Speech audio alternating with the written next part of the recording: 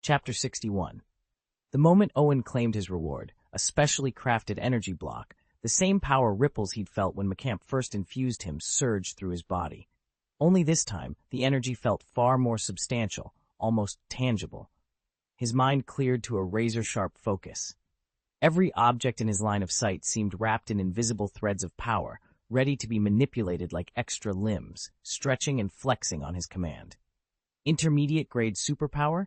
He flexed his will, itching to test it. But then he looked at Gardevoir standing before him and paused. He forced himself to hold back, offering the Pokémon a gentle smile. "So, what do you think? Still as powerful as before, right?" Gardevoir's own psychic energy had faded, and its elegant eyes flicked to the glowing block in Owen's hand, eyes full of curiosity and something like longing. "Gardevoir," he murmured, savoring the look. A quiet chuckle slipped out as he slipped the energy block into his pocket. "Believe me, this is the best one I've made so far. You're gonna love how well it works." It was the first time he'd ever rewarded himself so lavishly, and staring at Gardevoir now, Owen felt a renewed determination take root. He'd do whatever it took to keep this incredible Pokémon by his side, even if it meant using a little bait-and-trap trick he jokingly called his entrapment tactic. Gardevoir tilted its head, parted its lips, and then hesitated, as if deciding whether to speak. Gardevoir hesitated. It desperately wanted to ask Owen how it could trade those precious energy cubes for work, but the words caught in its throat. After all, Owen had just reminded it how rare they were. Sensing its hesitation, Owen propped his chin on his hand and smiled. "I've got 2 ways we can arrange this," he said. "Option 1, long-term. You commit to helping me every week, and in return, I'll give you 10 bottles of yesterday's energy cube batch, plus 1 extra cube each time you pitch in. Option 2, short-term, day by day. For each full day you work, 7 hours total, 3 in the morning and 4 in the afternoon, you'll get 1 bottle of yesterday's batch. And if the day's task is especially tough, I'll toss in an extra cube, the same kind you just ate today when you helped widen the water channel." He paused, then ran a hand through his hair. "I know it sounds like I'm pushing you toward the long-term deal, but it really is more straightforward, and you end up with more energy in the end." A thoughtful silence fell. Gardevoir's eyes flicked between Owen and the stacks of energy cube bottles on the table.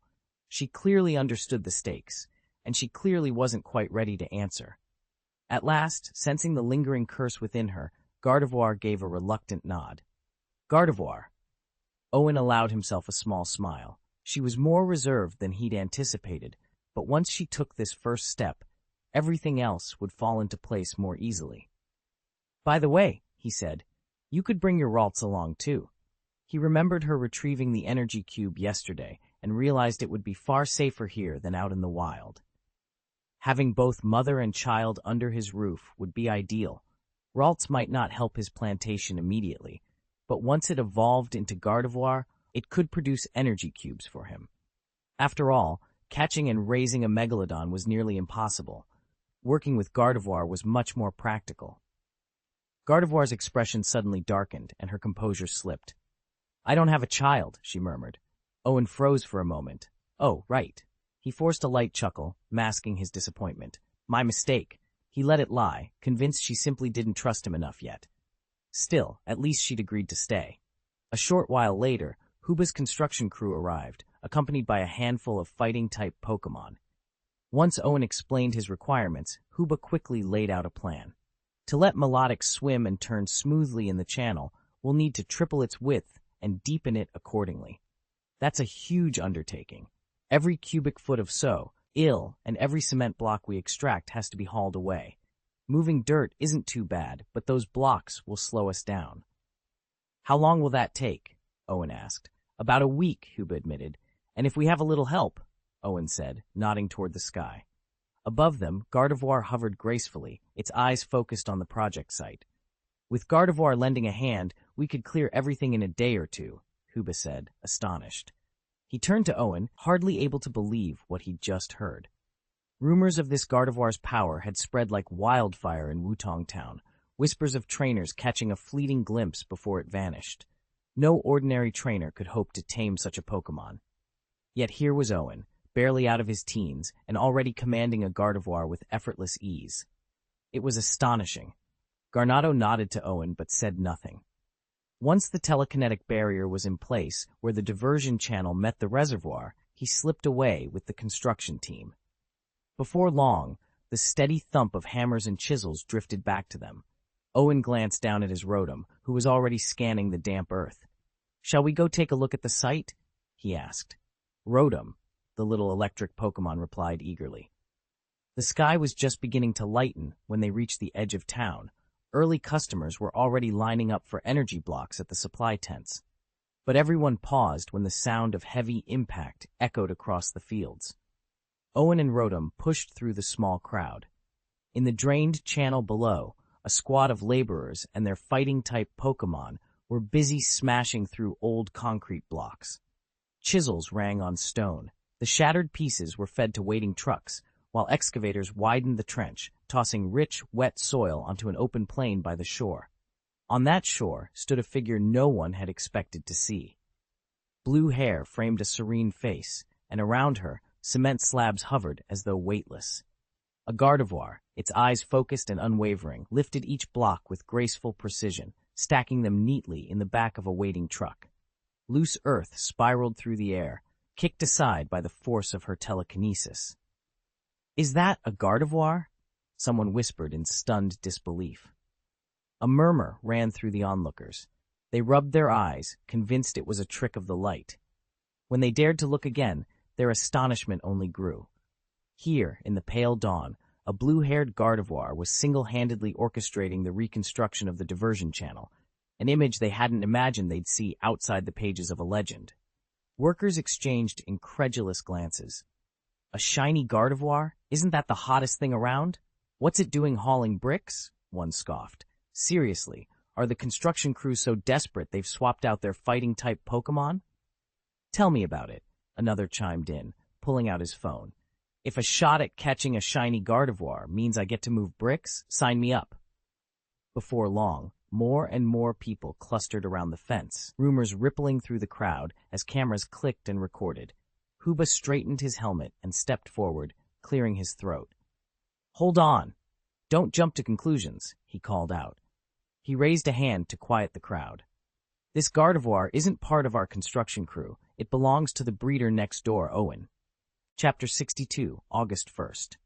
Kanto region. It had been some time since Owen's battle with Red, and ever since retiring as champion, he'd taken on a more free-spirited life, almost monk-like in his wanderings. He roamed hilltops and forests, stopping whenever a Pokémon caught his eye. If the creature wished to stay with him, fine. If not, he simply carried on. He was driven by curiosity, and by the goal that had always guided him, to complete every page of his Pokédex. Today, Owen had returned to where it all began, Pallet Town. At Professor Oak's lab, the old researcher sat perched on a tall stool in his white coat, slurping a bowl of instant ramen.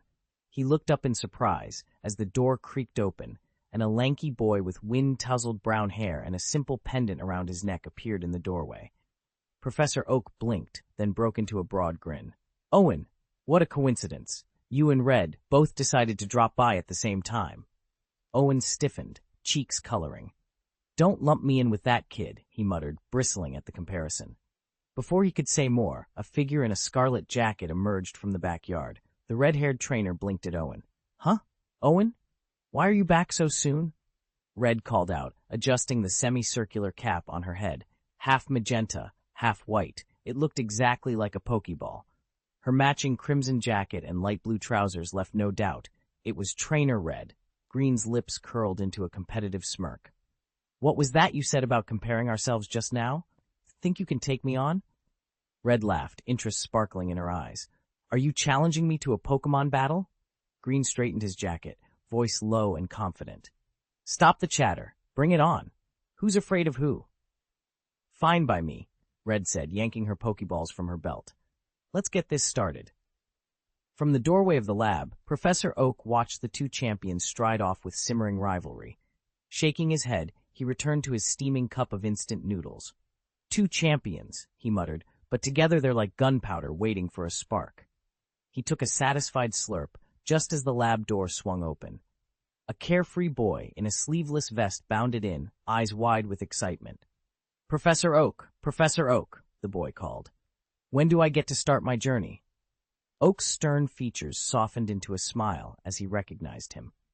Owen, is that you?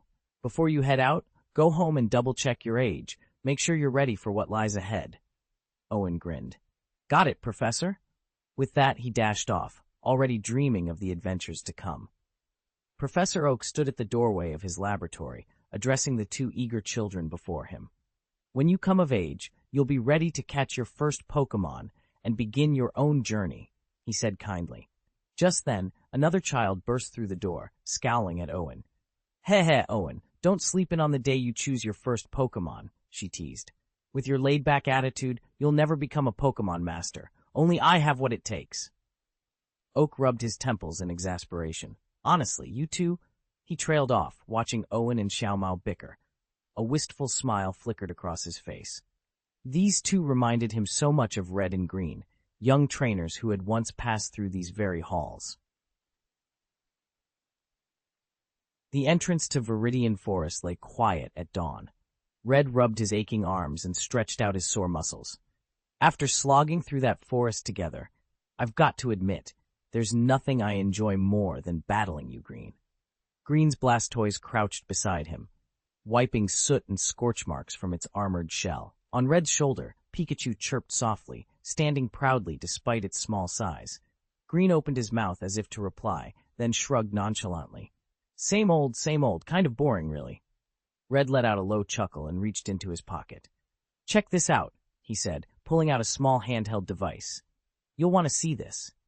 Green leaned in, curiosity finally breaking through his nonchalance. What are you watching? Red grinned, holding up the screen. This. And with that single word, the two rivals, still friends at heart, turned their attention to whatever new discovery lay in Red's hand. Red swiped through his phone with a grin. Hey, have you seen that Douyin channel, Neighbor's Cultivation House? The videos are incredible. The shop owner farms Pokémon every single day. His setup looks so cozy and efficient. I glanced over his shoulder. What's his name again? Good question, Red laughed. I think it's Owen. He's been making waves lately. Remember that clip of the green ivy snake going toe-to-toe with a Dragonite? You even commented on it. I nodded, recalling my remark about the ivy snake's clever vine whips. Yeah, that was wild. I heard he also caught a shiny Gardevoir? Exactly, Red continued, excitement in his voice. Plus, everyone who's bought those energy cubes from Owen's shop says they're the best on the market. No one's producing better cubes right now. Since winning both the Chengdu and Quartz League championships, Red had been taking a well-deserved break. He hadn't issued any formal challenges lately, preferring to spend his days training and farming experience. The idea of opening his own gym, or some kind of sanctioned battle station, had crossed his mind more than once. And if he did, the strategic crossroads of the Chengdu and Quartz alliances at Silver Mountain would be the perfect spot. Just then, Qinglu wandered over, peering at the phone screen. Neighbor's Cultivation House, Gardevoir? She tapped the video title thoughtfully. Who is this Owen, anyway? Channel expansion. I was lucky enough to have Gardevoir divert the water. My crops have never been healthier. Owen scrolled through the title of the new video, lips twitching in exasperation. As a cultivator, he appreciated clever water manipulation, but energy blocks? Why hadn't the uploader asked Gardevoir to make those instead? He hit play. The screen showed Gardevoir gently redirecting a stream into neat furrows, lush vines unfurling in its wake. And then, those glowing red eyes. Owen's heart skipped. The Gardevoir wasn't its usual green-white. It was a vivid crimson variant. That can't be her, or can it? Owen murmured. Wait, do you recognize her? Red leaned over his shoulder, curiosity lighting his eyes. Owen nodded slowly. I've seen that coloration before. She was cursed by the nightmare god. I've been meaning to free her. Red laughed, a sharp, teasing sound. Ah, so that's why you didn't try to capture her when I showed you that shiny Gardevoir. You must have failed your throwing attempt. Shut up, Owen exploded. He leapt to his feet, seized Red by the wrists, and pinned him against the table. Failed? What do you mean, failed? Red squirmed under Owen's grip, still chuckling. Your Pokeball didn't even wobble. No capture. Nothing. How could you miss such an opportunity? Owen's jaw clenched. If that Gardevoir was truly the one cursed by nightmares, he couldn't let Red's taunts distract him. He pulled his phone back, rewound the footage, and fixed Red with a determined glare. "Enough joking around," Owen said. "Tell me everything you know about her, and how she ended up in your video." "That's because I defeated Gardevoir, so don't accuse me of cheating." Red rolled his eyes. "You've got guts, Qinglu. Always picking fights when you don't agree, huh?" Before Qinglu could reply, Pikachu, perched on Red's shoulder, shook its head in exasperation and unleashed a crackling bolt of electricity at them both. "Pika!" Their hair stood on end, every nerve tingling, until the shock knocked the tension right out of them. Qinglu rubbed his arm and, feigning composure, said, "Fine, now send me his TikTok handle." Red smirked. "Sure, but you have to say thank you first." "Thank you, champion of the league," Qinglu blurted, earning a triumphant grin from Red. August 1st, early morning. Only 3 days had passed, and already the new water diversion channel gleamed in the dawn light. Owen walked its length, inspecting the smooth concrete banks. Behind him, Foreman Huba's crew packed up their tools. Owen turned and bowed slightly. "I really appreciate your work. To be honest, it was mostly Gardevoir's effort. My team just provided the labor." Huba gave his trademark honest smile. "We've earned our pay. You know that." True to his word, Huba had charged only 1/3 of the usual fee, refusing any extra. Owen handed each worker a hefty watermelon and a dragonfruit energy cube. "Thank you all. You did an incredible job." As the crew climbed into their truck and waved goodbye, Owen watched them go. It wasn't until the truck's dust settled behind the hill that he realized the energy cubes alone had cost more than their entire fee. He smiled ruefully, a soft sigh escaping him as the morning sun warmed his back. Garnado stepped back, exhaustion weighing heavy in his limbs. He exhaled slowly, a weary smile tugging at his lips. "Ah, yes, that's it." Chapter 63. But he really is kind. Gardevoir hovered above Owen, watching the human gently pass the assimilation cube back and forth. Over the last few days, Owen had shown nothing but warmth, cradling Vulpix in his arms for playful cuddles, sharing quiet conversations with Melodich by the river, trudging through the plantation with the green ivy snake to help with the harvest, assisting Miltank during milking, and even teasing the nervous little Caterpie about its endless appetite, joking that a Pidgeot might swoop in and make a snack of it.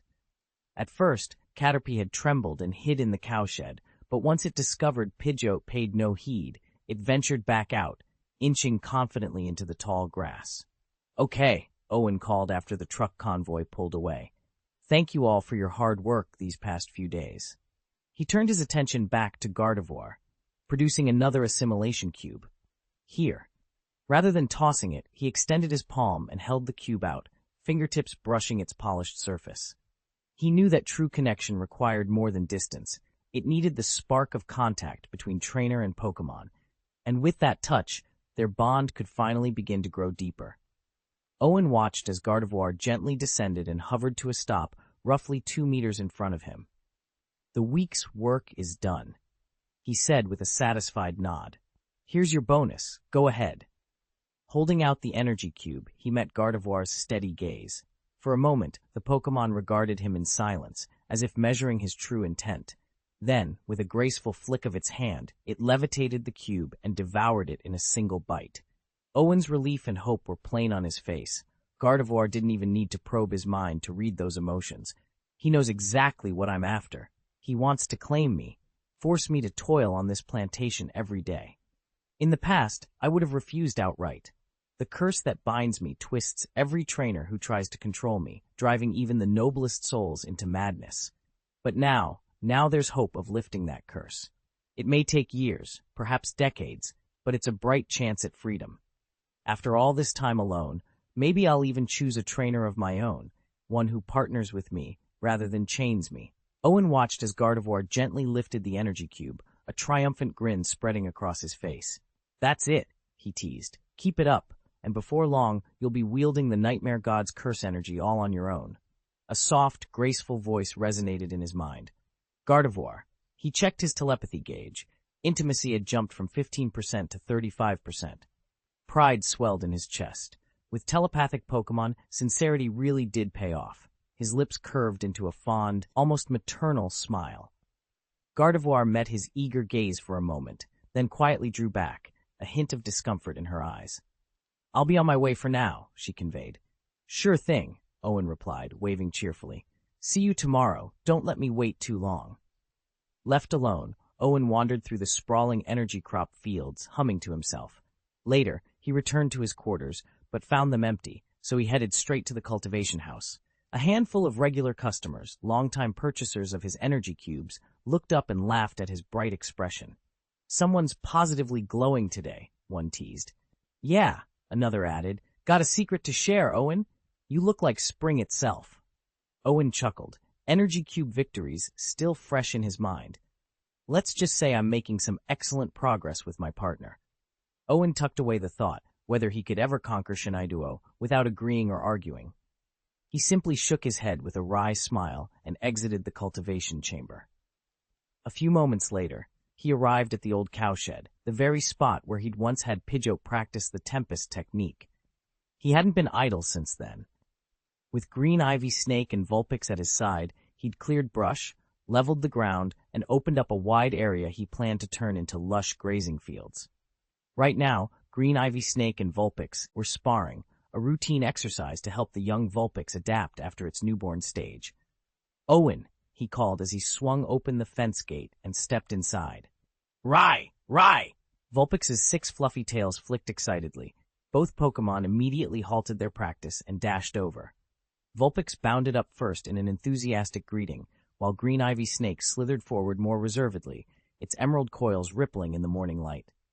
It was amazing how quickly Vulpix had grown. Just 7 or 8 days had passed, and it already looked so much stronger than before. Owen knelt down to ruffle its ears.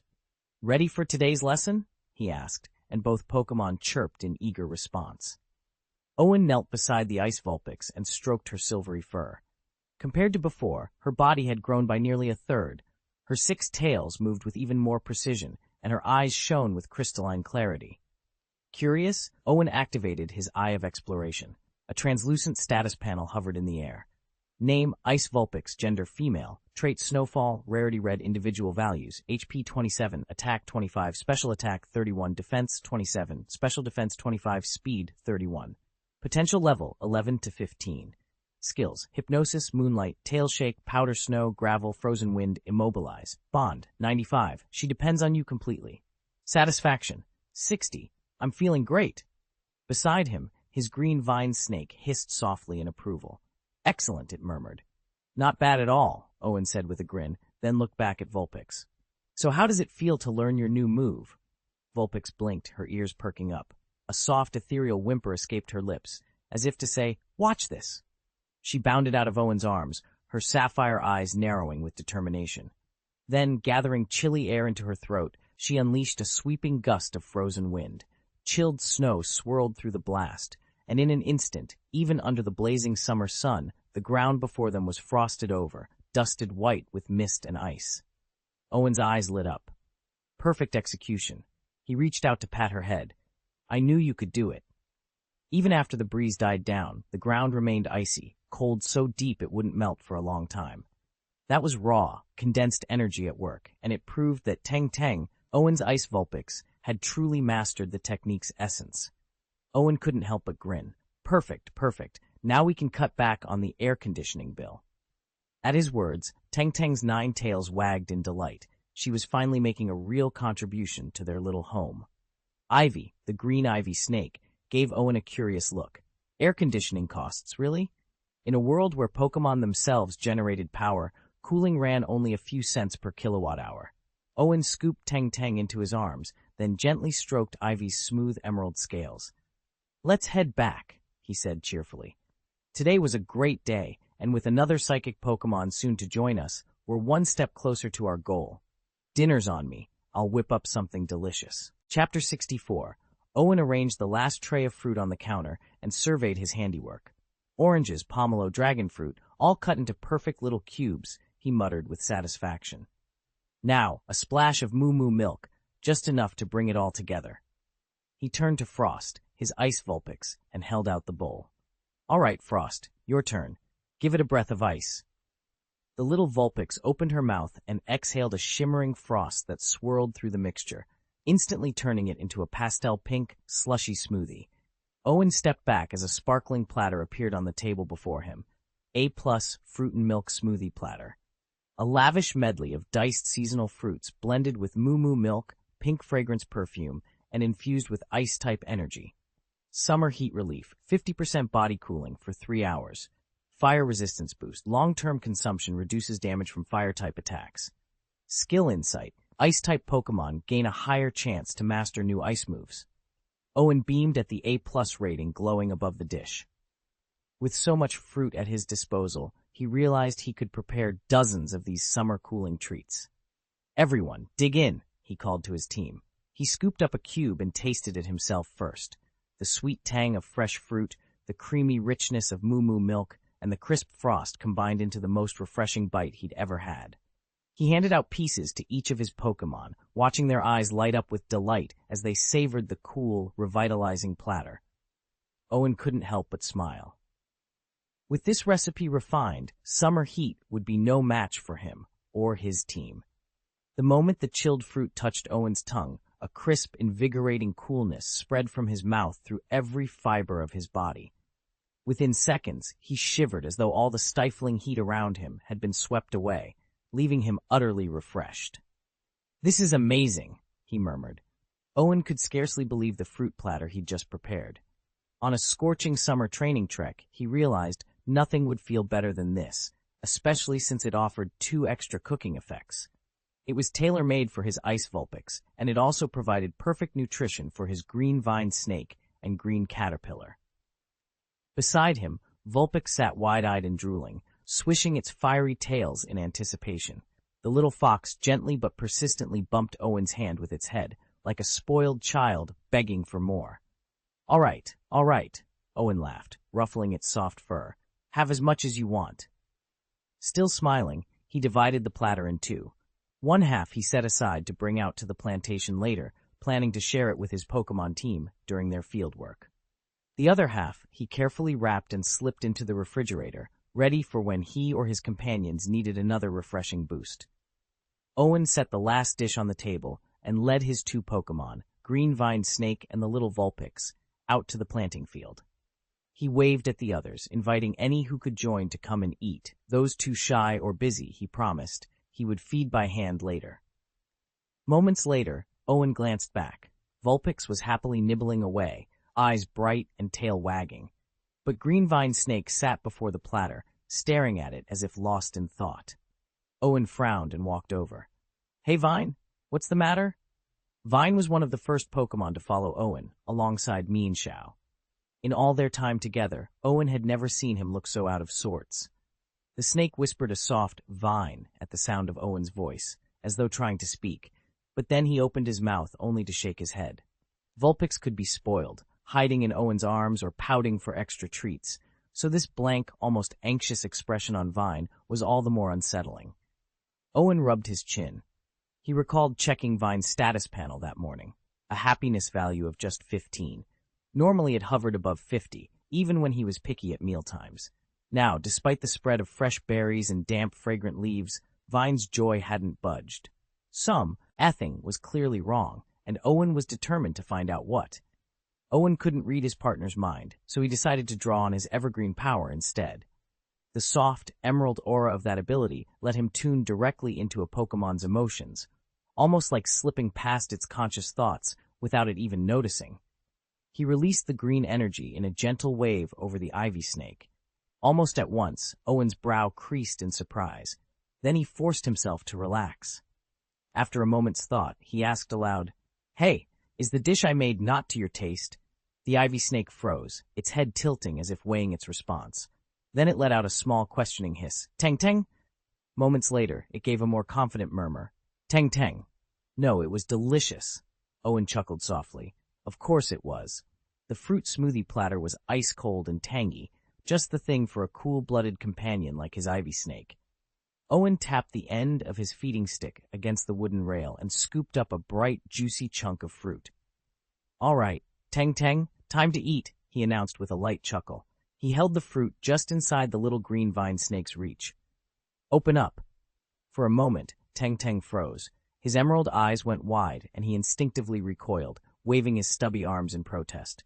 "Teng, Teng," he stammered, staring at the offering as if it might leap out and bite him. Owen only smiled, edging the fruit a bit closer. "What's the matter? You hate it?" Teng Teng's cheeks flushed a faint pink. He glanced nervously at the other Pokémon gathered nearby, as though worried they'd see him being spoon-fed like a hatchling. "No, I'm not a baby," he muttered, voice barely above a squeak. "I don't need you feeding me." "Really?" Owen quirked an eyebrow. "Then why shy away from your trainer's help?"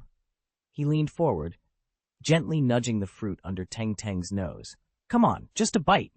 Teng Teng looked up at him, torn between pride and hunger. Judging by the way his tail twitched, his appetite was winning. Slowly, almost begrudgingly, he uncoiled enough to open his mouth. "See?" Owen encouraged softly. "Good boy." With a single snap of his jaws, Teng Teng accepted the fruit. His eyes closed in bliss as he savored the sweet taste, and even Owen's playful teasing couldn't hide how pleased he was. The green vine snake glanced around one last time. When it was certain no one was watching, it tentatively opened its jaws and accepted the fruit from its trainer. Instantly, a notification popped up. "Congratulations! Green vine snake's pleasure has risen from 15% to 80%. Rewards: 1 A-rank leaf stone, 1 intermediate magic candy, 5 packets of intermediate golden kella." After that first bite, the snake's heart still pounded. It worried the other Pokémon might tease it. But when it saw them focused on their own treats, it finally relaxed and dared another mouthful. Its cheeks warmed with embarrassment. This trainer was far kinder than it ever expected. August 2nd, midday. In the Pokémon Center kitchen, Owen stood beside his Gardevoir, overseeing their latest culinary experiment. "All right," Owen said, "use telekinesis to levitate those fruits, gently guide them into the blender, and keep the speed steady." He watched as Gardevoir, now over level 70, mirrored his every motion. After just one demonstration, the psychic Pokémon had mastered each step in crafting energy cubes. It arranged the fruits, adjusted the blender's frequency, and even fine-tuned the texture, proof of how quickly it learned and adapted.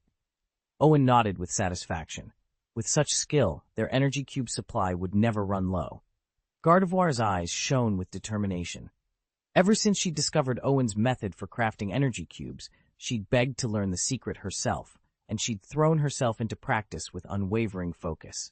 "All right," she said at last, her voice calm but eager.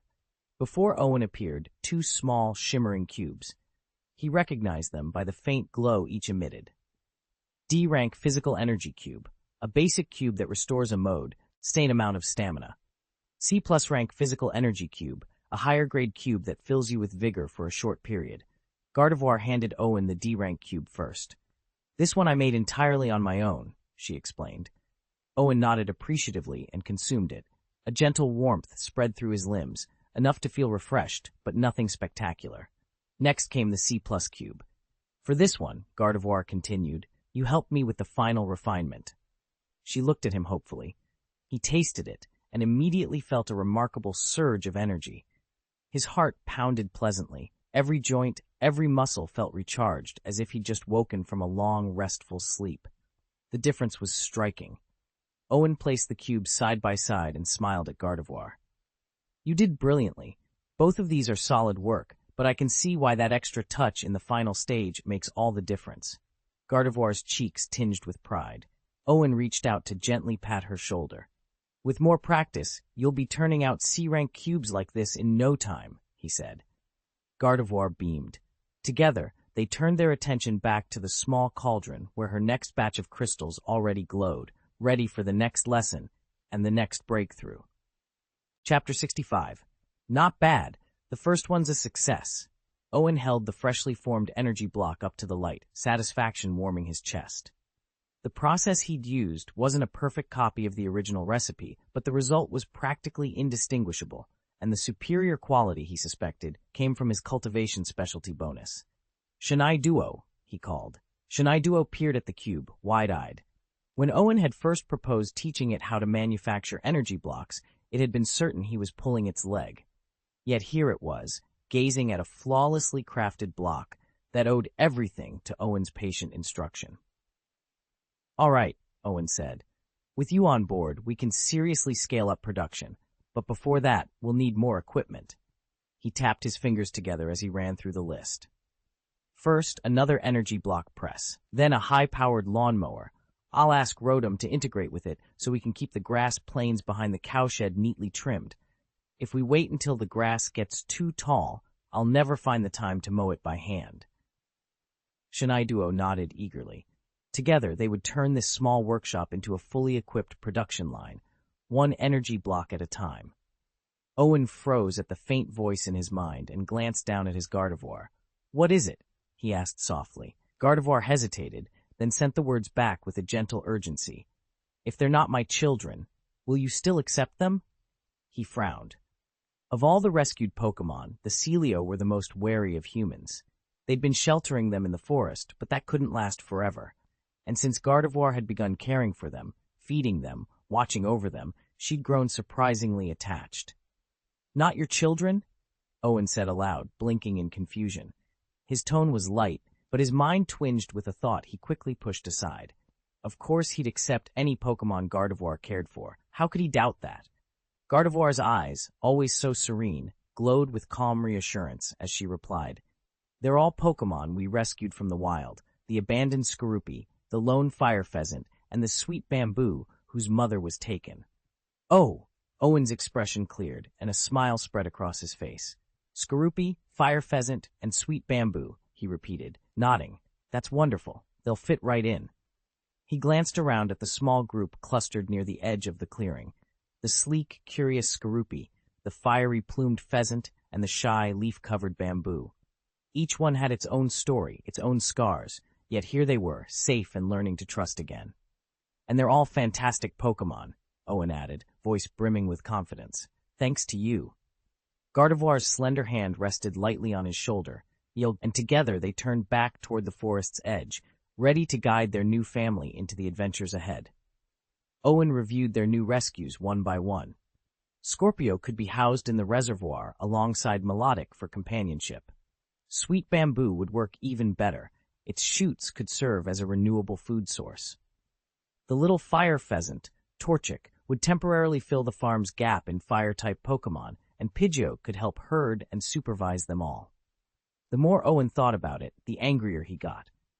"These trainers are unbelievable," he exploded. "They abandoned their Pokémon without a second thought. They even captured Tianjuju's mother and left her baby behind. If it were him, he'd have taken them both." He turned to Garvedo. "And what about those other two abandoned Pokémon? Weren't they both dismissed as bad talents?" Garvedo shook his head. "Actually, the sea lion Pokémon was left for that reason. It truly lacks potential, but the Torchic wasn't." Owen blinked. "Then why dump it?" "It eats a lot," Garvedo admitted. "Its former trainer couldn't keep up with the food costs, so they just abandoned it." Owen stared. "Wait, too much? A newborn Pokémon turned in because it's a glutton?" He shook his head in disbelief. "Unbelievable." Owen knelt and tapped his Pokeball, summoning Gardevoir. Gardevoir appeared in a soft glow, her eyes warm but worried. She gave a hesitant nod and whispered, "Gardevoir." Owen ran a hand through his hair in disbelief. "You've gone through 9 of the 10 Energy Cube bottles I gave you in the past few days?" Normally, a newly hatched Pokémon eats 1 bottle in 3 or 4 days. 9 in less than 5? And from a fire-type pheasant, no less? He swallowed hard at the thought. "With an appetite like that? I don't even want to imagine how you're, handling the other end of digestion." Gardevoir looked away, cheeks tinged pink. Owen softened his tone. "All right, bring me the empty bottles so I can check what's going on. Don't worry about running out. My farm's big enough that one hungry fire pheasant won't strip it bare." A gentle trilling noise came from the edge of the clearing. Garnado, the young fire-type pheasant, let out a relieved chirp. For a moment, it had feared Owen might turn it loose to fend for itself in the wild. Now it could relax. Its place on the farm was secure. Owen watched his 3 Pokémon settle into their new home with a warm sense of relief. Gardevoir's soft voice reached his ears in gratitude. "Guard, thank you." Owen waved a dismissive hand, smiling. "Hey, don't mention it. You're part of the farm family now. If you ever need anything, just let me know. I'll help however I can." "Gardevoir," came the quiet reply. Whether in response to the thanks or the offer of help, Owen couldn't be sure. With that, the graceful psychic type faded from sight. In the blink of an eye, he reappeared by Owen's side, where the young trainer stood at the entrance to his plantation. At Owen's feet scurried 3 more Pokémon he'd recently rescued. A bright orange Torchic, its fluffy crest bobbing with every excited peep. A sleek white seal, its large dark eyes blinking curiously. And a tiny Boundsweet, its body like a perfect red fruit with a few green leaves crowning the top. A sliver of its pale, juicy flesh peeked through the shell, promising a fresh, sweet taste, a reminder of the bounty that life in Alola could offer. Owen crouched to greet them all, feeling more determined than ever to make this place a true refuge for every Pokémon who joined his family. Owen stepped into the clearing and froze. Before him stood 3 Pokémon, all of them tense and uncertain in this unfamiliar place. The smallest of the trio, a Snover nicknamed Sweet Bamboo, cowered behind a protective Gardevoir, its frosty fronds trembling. Owen crouched and spoke in a gentle tone. "It's okay. I won't hurt you." He reached into his pack and held out a Pokeball, offering reassurance more than a command. With a soft beep, his wrist-mounted scanner sprang to life. A translucent panel hovered in midair, displaying Sweet Bamboo's details: species Snover, Sweet Bamboo, gender female, nature slow, category green, level 11-12, individual values, moves, leap, live in harmony, sweet fragrance, leaf blade, personality, timid, affection -5, uneasy around humans, comfort level, just arrived. Owen watched the readout, lips curling into a satisfied grin. The stats weren't exceptional, far from legendary, but Sweet Bamboo's gentle nature and her ability to produce that fragrant sap made her exactly what he needed. He gave her a soft pat on the head. "Welcome to the team," he said. "You'll do just fine." Chapter 66. Tianzuzu's tiny paws landed softly on the forest floor. He paused, blinking at his unfamiliar surroundings. "Where am I?" he wondered. Beside him, Ball Sea Lion's whiskers twitched. He sniffed the air eagerly. "So many berries. I'll never go hungry again," he thought, already eyeing the nearest bush. Fire Pheasant ruffled his scarlet plumage and peered into the shadows. "Humans," he hissed, narrowing his eyes. Owen stood quietly at the edge of the clearing. The 3 newcomers, Tianzuzu, Ball Sea Lion, and Fire Pheasant, froze at the sight of him. "Human?" Tianzuzu whispered, tilting his head. "Hostile presence detected." Ball Sea Lion growled low in his throat. Fire Pheasant flared a small burst of flame across his chest. The air crackled as he prepared to strike. Before any of them could move, Gardevoir glided between Owen and the trio, her expression calm but commanding. In a soft, resonant voice, she spoke directly into their minds. "From this moment on, you will follow Owen. Every energy block you have eaten in the past few days was provided by him." Tianjuju's ears drooped. "Trainer?" he squeaked, confused. Ball Sea Lion stamped an icy flipper. "No trainer," he snarled, looking to Fire Pheasant for support. Fire Pheasant's eyes blazed brighter still. "Impossible. I don't need a trainer," he snapped, flexing his fiery wings. Cialio shot a chilly glare at Gardevoir and nudged her side in clear protest. Though he said nothing, his irritation was unmistakable. Gardevoir remained poised, awaiting their decision. Owen watched them in silence, determination in his eyes. He knew he had to earn their trust, and he was ready to prove himself. Owen's Pokédex buzzed to life, displaying 2 new entries he'd just added to his roster. He tapped the screen and studied the information closely. 1. Ember Pheasant, species Fire Pheasant, male, ability Super Acceleration, classification Red rank Pokémon, level range 11-15, individual values IVs, HP 18, attack 31, special attack 31, defense 12, special defense 13, speed 31. Known moves Spark, Lightning Flash, Accumulated Flame Attack, Sand Throw, U-Turn, Sneak Attack. Bond level 15, hates humans, affection 20, refuses to follow humans. They're all liars, according to its profile. Notes: this Fire Pheasant's super acceleration is extraordinarily developed. In battle, it delivers 2 to 3 times the impact of a normal super acceleration user, but at a steep cost. Its stamina drains rapidly, and it requires a far greater daily food intake to sustain its power. 2. Snow Sea Lion, species Sea Lion, female. Ability Torrent, classification White rank Pokémon, level range 7-8, individual values HP 8, attack 4, special attack 14, defense 17, special defense 19, speed 2, known moves Slap, Call, water gun. Bond level 5, doesn't like you. Affection 5, confused. Notes.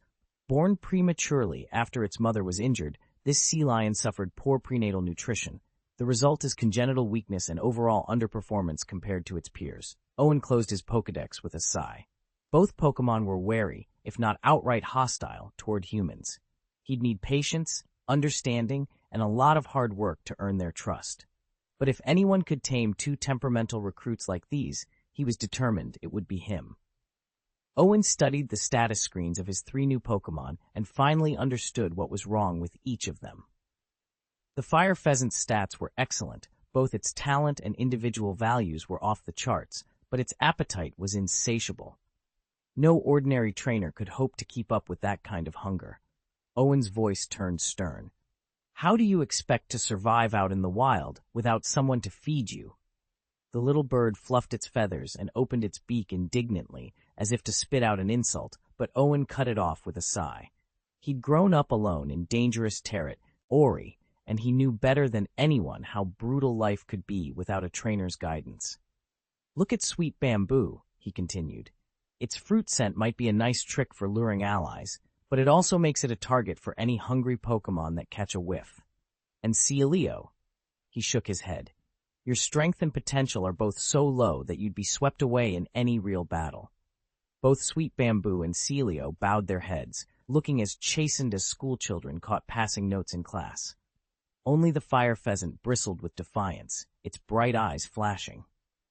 Humans are all liars, it screeched, and then charged toward the fence, determined to break free. But the moment it reached the barrier, it skidded to a halt. The enclosure was solid all the way around. There was no escape. Owen crossed his arms and regarded the trio with a mixture of frustration and sympathy. He might not be able to promise them easy lives, but he could at least promise he wouldn't let them starve or be left to fend for themselves in the wild. And with that, the real journey would finally begin. Beyond the fence lay a small orchard of fruit trees, their branches heavy with ripening oranges. The skins glowed a warm blend of orange and gold, and the air was thick with their sweet, heady perfume. The fire pheasant hovered at the edge of the clearing, its flaming plumage rustling in the breeze. One strong flap of its wings would send it soaring back into the wilderness, but something held it fast. Owen watched it with curiosity, then held up an energy cube. A delicate, almost floral scent drifted from the cube's surface and curled into the pheasant's nostrils. The bird's fierce determination wavered, its empty stomach betrayed it, with a rumble louder than its proud call. If you're in such a hurry to get away, Owen said, voice gentle but amused, why not savor a snack first? He offered the cube on an open palm. The pheasant gave a soft chee-chee of protest and turned its head, as if to insist it was too dignified to accept charity. Yet its eyes kept drifting to the bright, fragrant cube. When it glanced back, Owen was standing just a step away, his arms still extended in invitation. He grinned. What kind of host would let a guest leave hungry? The fire pheasant hesitated then, with a final, reluctant chirp edged closer, and the orchard fell silent except for the rustle of leaves and the promise of an unexpected friendship. Owen held out a small cube that glowed with a soft pink light, its surface streaked like swirling perfume and faintly scented of creamy milk. Hungry? Want to try one? He asked, offering it with a warm smile. The fire pheasant froze, its golden eyes locked on the cube as though it carried some hidden magic. After a tense moment, it hopped forward, pecked at the treat, and tasted it. With a delighted chirp of Gigi, the bird swallowed the first cube, then eagerly accepted a second, a third, and finally a fourth. Each bite seemed to fill it with sheer bliss. When the last cube was gone, the fire pheasant let out a contented burp. It looked up at Owen, feathers puffed out in pleasure. Delicious? Owen asked, chuckling. Gigi, the pheasant chirped, nodding vigorously. But almost immediately, its joy faltered. A shadow crossed its fiery plumage as it remembered the endless journey it had sworn to keep, always moving, never settling. If it stayed here, could this comfort last? Or would it lose everything by refusing to leave? Owen noticed the hesitation. He crouched down, meeting the bird's anxious gaze.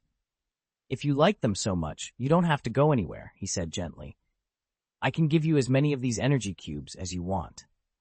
The fire pheasant blinked, cocking its head in cautious wonder. "Gigi?" it asked softly, as if verifying that such kindness was real. Owen nodded. "You're welcome to stay. Consider yourself my friend." The bird's crest fluffed out. After a thoughtful pause, it gave a happy trill and settled closer to Owen's side, its golden eyes shining with trust for the first time. Chapter 67. How much can I afford to feed it? That question replayed in the fire pheasant's mind like a thorn, stabbing at its most vulnerable thoughts. When it first bonded with its trainer Owen, the young man had seemed genuinely happy to have it by his side. But his joy soured into shock the day he watched it polish off half a bag of energy cubes in a single sitting. Owen's family wasn't well off, and from then on the pheasant did its best to restrain its appetite. Of course, it was still just a hatchling. Self-control was never its strong suit. If it couldn't gorge itself once, it would simply eat more times in a day. As the days passed and its newborn stage gave way to growth, its hunger only intensified. Finally, one afternoon, Owen told it, "I'm going out to buy more energy cubes. Wait here." The pheasant watched him leave, its stomach growling. Hours stretched into a day, then a night. No Owen returned. When the pheasant realized he wasn't coming back, it felt a stab of guilt. Was it too much trouble? Had its own bottomless appetite driven Owen away? It blamed itself at first, convincing itself that its only crime was being born so hungry. Then anger followed. Anger at Owen for abandoning it, for not understanding what it needed to survive. In the end, the fire pheasant reached a hard truth. It couldn't control how much it ate any more than Owen could afford to feed it. And sometimes, no matter how loyal a creature, love and loyalty weren't enough to keep a family together. Owen sighed as he watched Torchic's fiery eyes flicker with doubt. It wasn't the little fire chick's fault. He couldn't really blame his trainer. But Owen couldn't claim he had all the answers either. Deep down, Torchic resented him, even if it couldn't admit it. "Don't trust me?" Owen asked, stepping back to reveal a row of ripe fruit trees. "Then trust your eyes. This entire orchard belongs to me. Do you still think I can't feed you?" Torchic's feathers ruffled. It shifted its weight from one claw to the other. Owen smiled, turning the charm up a notch. "I'm not feeding you out of charity, though. Once you're done eating, I need you and Pidgeot to help me guard these trees. Can you do that?" "Torchic?" the fire chick replied, its fierce posture melting into uncertainty. "Of course you can," Owen said, then leaned in close, lowering his voice. "There's one more thing. You and I need to figure out a way to keep Gardevoir with us." Torchic's golden eyes went wide. He darted a glance at Owen, then at Gardevoir standing a short distance away. If Gardevoir couldn't stay, would he be forced to leave too? It was no use. Gardevoir still refused to go. Seeing this, Torrent darted over to its side and called out, "Chiji! Chiji!" Gardevoir sighed, helpless. Even though Owen and Torrent were whispering, a psychic Pokémon could hear everything. They were blatantly planning Gardevoir's future right in front of it. Despite its exasperation, Gardevoir couldn't help but admire Owen. Earlier, he'd coaxed the fire pheasant into coming along, effortlessly identifying the tender, eager spots in a Pokémon's heart and winning their trust. Gardevoir now understood how he had enchanted it too. With the fire pheasant convinced, the two remaining Pokémon had no objections. They quietly approached Owen. Looking down at the pair of wide-eyed little creatures, Owen couldn't resist asking, "Mind if I give you a gentle pat?" "Tianchan." "Choo-choo." The two exchanged glances, then nodded softly. Owen smiled. He'd gotten exactly what he wanted. Owen knelt in the shifting dunes, one hand resting gently on the round body of the ball sea lion, and the other on the slender stalk of the sweet bamboo. He marveled at how different they felt. The sea lion's smooth hide gleamed faintly in the sunlight, its oily coating reminiscent of a polished river stone, shiny, yet just a shade duller than the lustrous scales of a melodic or the sleek sheen of a green ivy snake. In contrast, the bamboo exuded a delicate, fruity fragrance the moment he stooped to smell it. He traced a finger along one of its emerald leaves, peeling it back to reveal the pale, tender flesh just beneath. A sudden, absurd thought crossed his mind. What if he tasted it? He chuckled at himself, quickly shaking his head.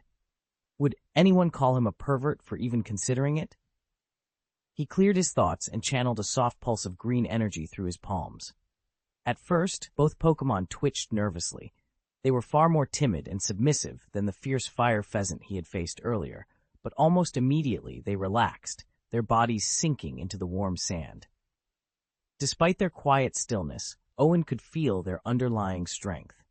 Since Gardevoir's overwhelming psychic power had forced him into battle, these two had grudgingly accepted Owen as their trainer. Still, he sensed a faint residue of resentment lingering in their hearts, a reminder of the price they paid under Gardevoir's iron will. Owen paced the length of the greenhouse, lost in thought. He knew that old grudges would have to be settled eventually, if only he could find the right way to break them down. Borrowing a little juice from Tianju seemed a perfect place to start. He straightened up and called back to his Pokémon companions. "We've got 3 new partners arriving today. Let's throw a little welcome barbecue tonight." Even as he said it, Owen realized he needed to step out. He still had to pick up a few more fruit tree blenders for his experiments and deliver some grass-type seeds to Yimu. He bid Gardevoir goodbye, leaving her to oversee the others in the plantation, and spent the next 2 hours running errands in town. By the time he returned, the sky was brushing the horizon with golden hues. Inside the greenhouse, Seal, still a bit shy, stood beside Gardevoir, while Tianzuzu kept a watchful eye on them from the corner.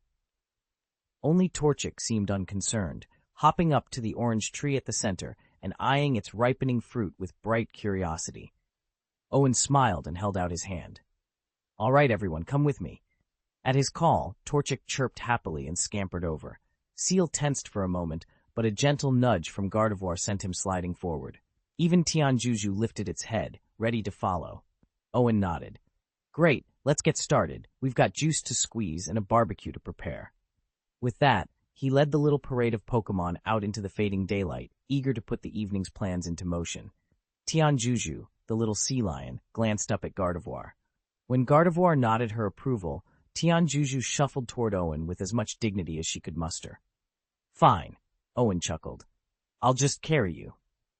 The moment Tianjuju's flippers sank into the soft mud, she could barely keep pace. Owen crouched down, scooped her into his arms, and headed for the reservoir. She gave a tiny, uncertain squawk, but made no move to wriggle free. At the water's edge stood a winding tree, at least 3 meters tall. Its gnarled branches twisted outward and then drooped like catkins, each slender leaf reminiscent of a willow's, except these leaves blazed red, like autumn maples set aflame. Of all the fruit trees Owen had planted more than 10 days ago, this dragonfire fruit tree was the only one yet to bear fruit. In another 10 days or so, its branches would be heavy with the first glowing blossoms of its own harvest. Owen settled Tianjuju into the soft grass beside the reservoir and smiled down at her. "You know what, little one? When your tree finally fruits, I'll build you a wooden house right here by the water. I'll make a cozy nest for the fire pheasant under those fiery branches, and you can swim in the reservoir to your heart's content. How does that sound?" He reached out to gently scratch her head. Tianjuju blinked up at him, tail twitching in approval. "I'd be happy to help. Could you please paste the full chapter you'd like me to rewrite? Once I have the complete text, I can transform it into a polished, idiomatic English version with Owen as the male protagonist." Chapter 68. "Ball?" Owen asked, holding out a Pokeball. "Tian Tian," Tianju murmured, hesitating for a moment. Celian, the energetic little seal nicknamed Ball Sea Lion, froze at Owen's question. Then, as if striking an unspoken agreement, both Pokemon's eyes lit up and they gave approving nods. Fire Chick, perched excitedly on a low branch, chirped, "Chick! Chick!" and flapped its tiny wings. Owen smiled. These 3 had been wandering together ever since Gardevoir rescued them. They'd formed a tight bond. It was clear that Fire Chick didn't want to leave its newfound friends behind. "Excellent," Owen said. "Let's get started on that barbecue grill." First, he settled Tianju, Celian, and Fire Chick into one of the empty stalls at the edge of the plantation. Then he whistled sharply. Pidgeot swooped down from the sky at once. Owen recalled Melodic from the pond with a quick press of his Pokeball, and together they made their way to the cowshed. The plantation itself was too cramped for a proper cookout, and Owen didn't want to risk trampling any crops. But behind the cowshed lay a broad, grassy clearing, sunny and sheltered by a low line of trees. perfect for a barbecue under the open sky. Owen arrived at the clearing just as Ivy the green snake and Frost the ice vulpix were finishing their training.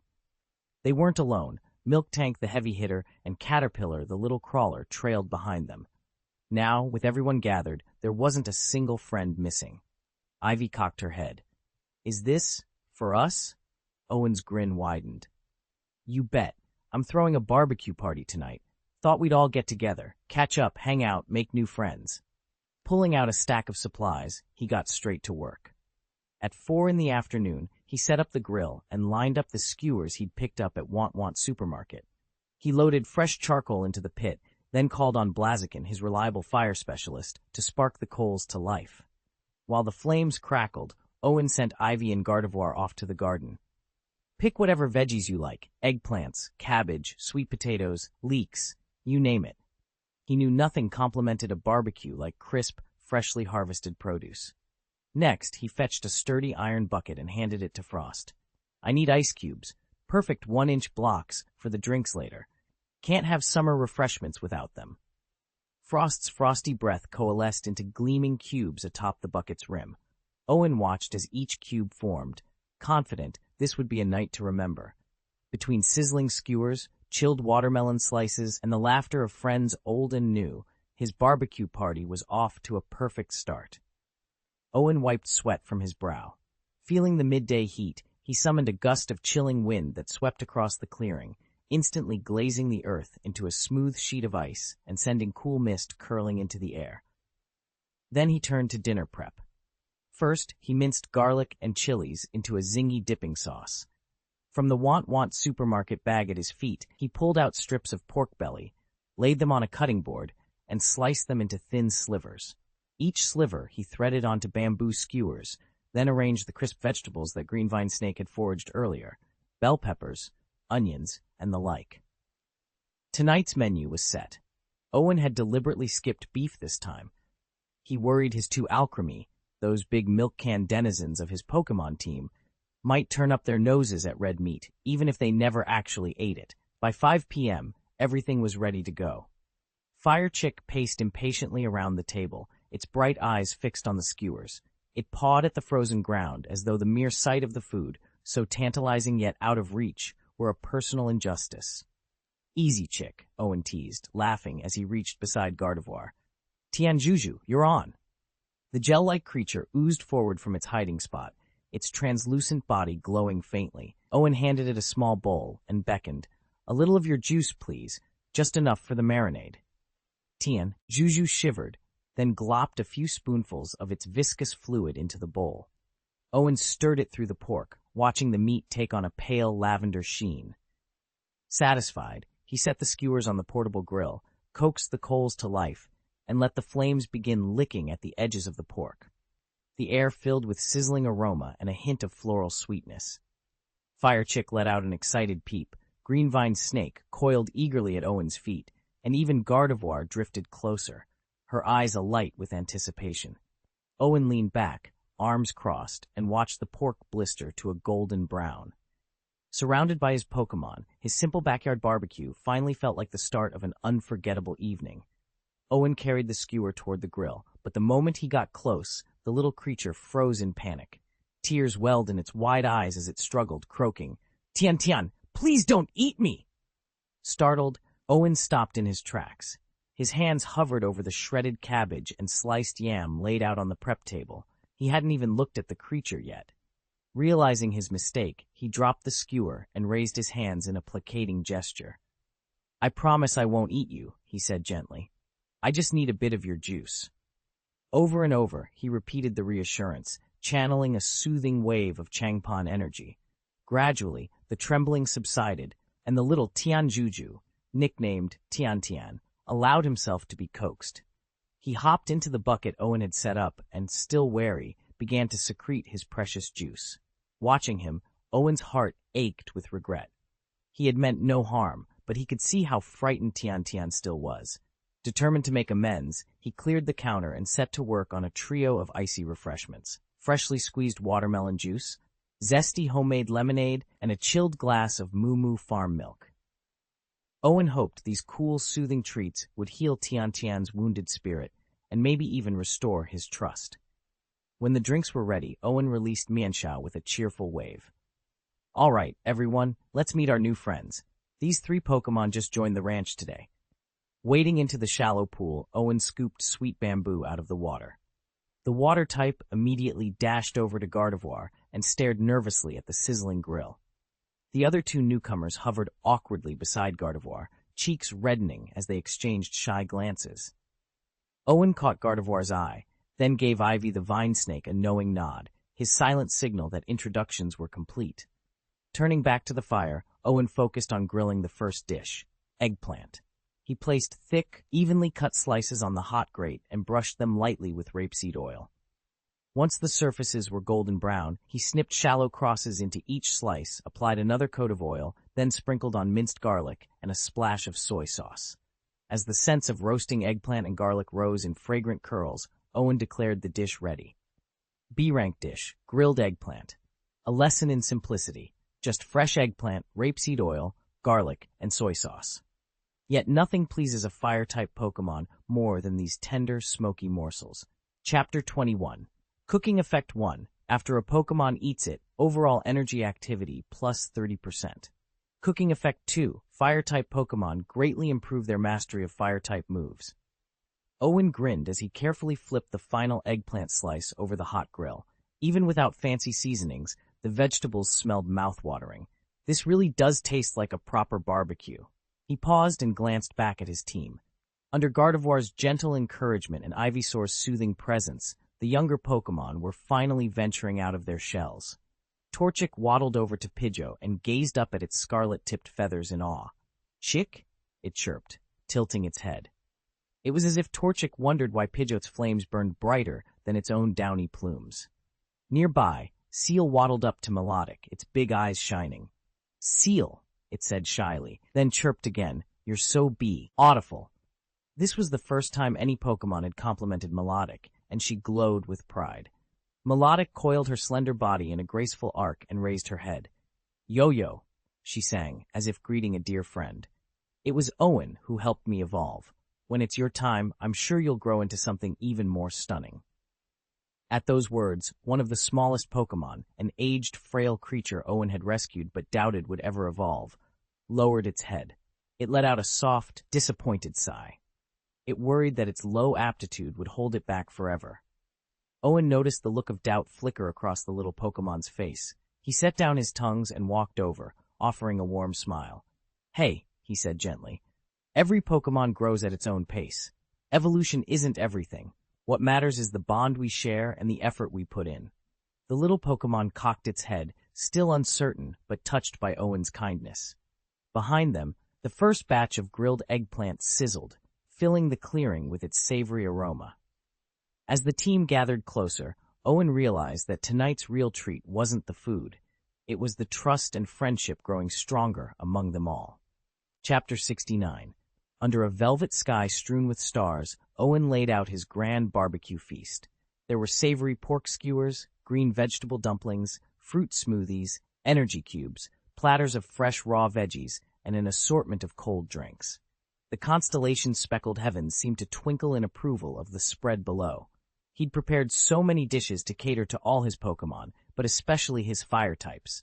Torchic, the little fire chickadee, and his Pidgeot had first dibs on the grilled meats, and what an appetite they showed. By the time the embers cooled, Torchic alone had polished off nearly 4 kilograms of pork belly out of the 5 Owen had bought, plus a generous helping of roasted vegetables. Owen watched in astonishment as its belly ballooned beyond its feathers. He still couldn't fathom how such a tiny bird could pack away that much food. Soon after, the barbecue's special energy buffs took effect. Torchic staggered to its feet, feathers crackling, as if delightfully drunk on its own power. It dashed into the moonlit clearing and began to unleash a dazzling display. Lightning-fast bolts of lightning flash followed by roaring bursts of energy flame attack. Each flaming strike painted the night in streaks of ruby and amber.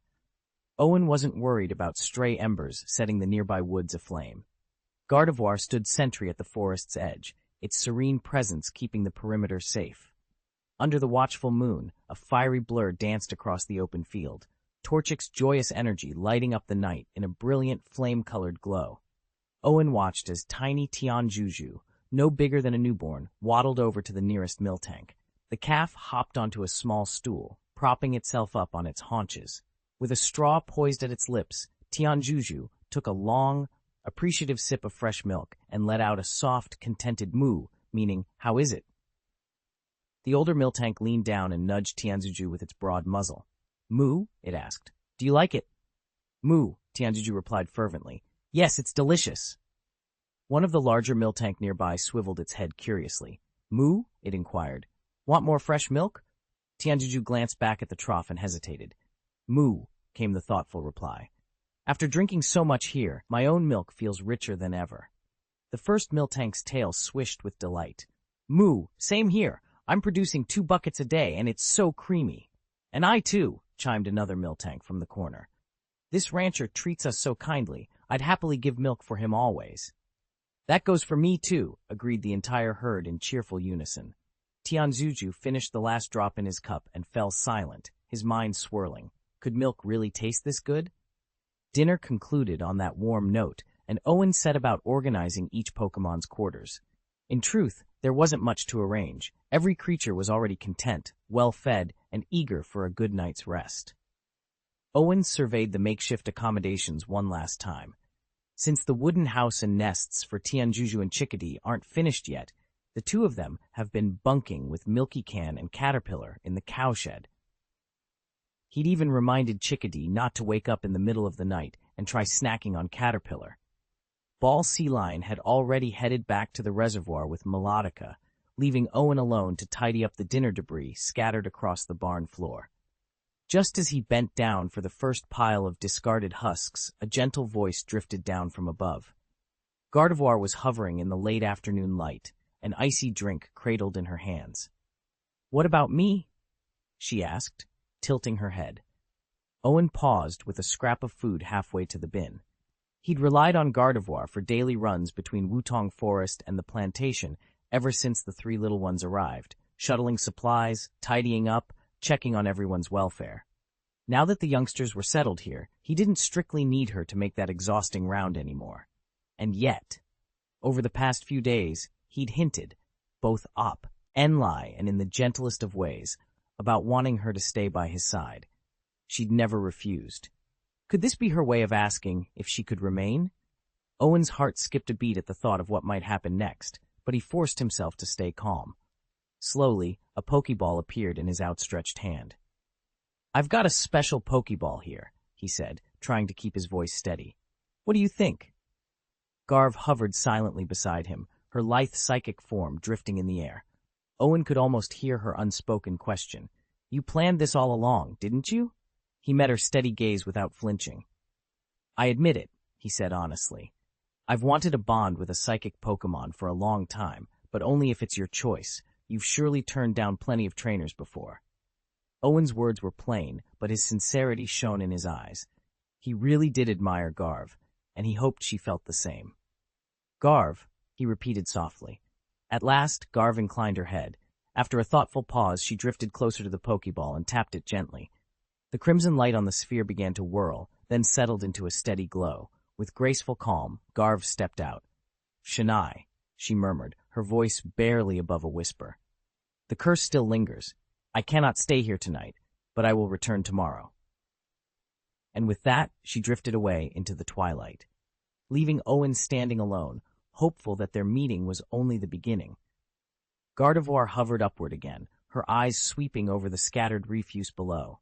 Within moments, the debris had been sorted into neat piles by type, paper here, glass there, organic waste in a tidy mound. Just as she prepared to vanish into the night, Owen called out, "Wait!" Gardevoir paused midair and turned her head.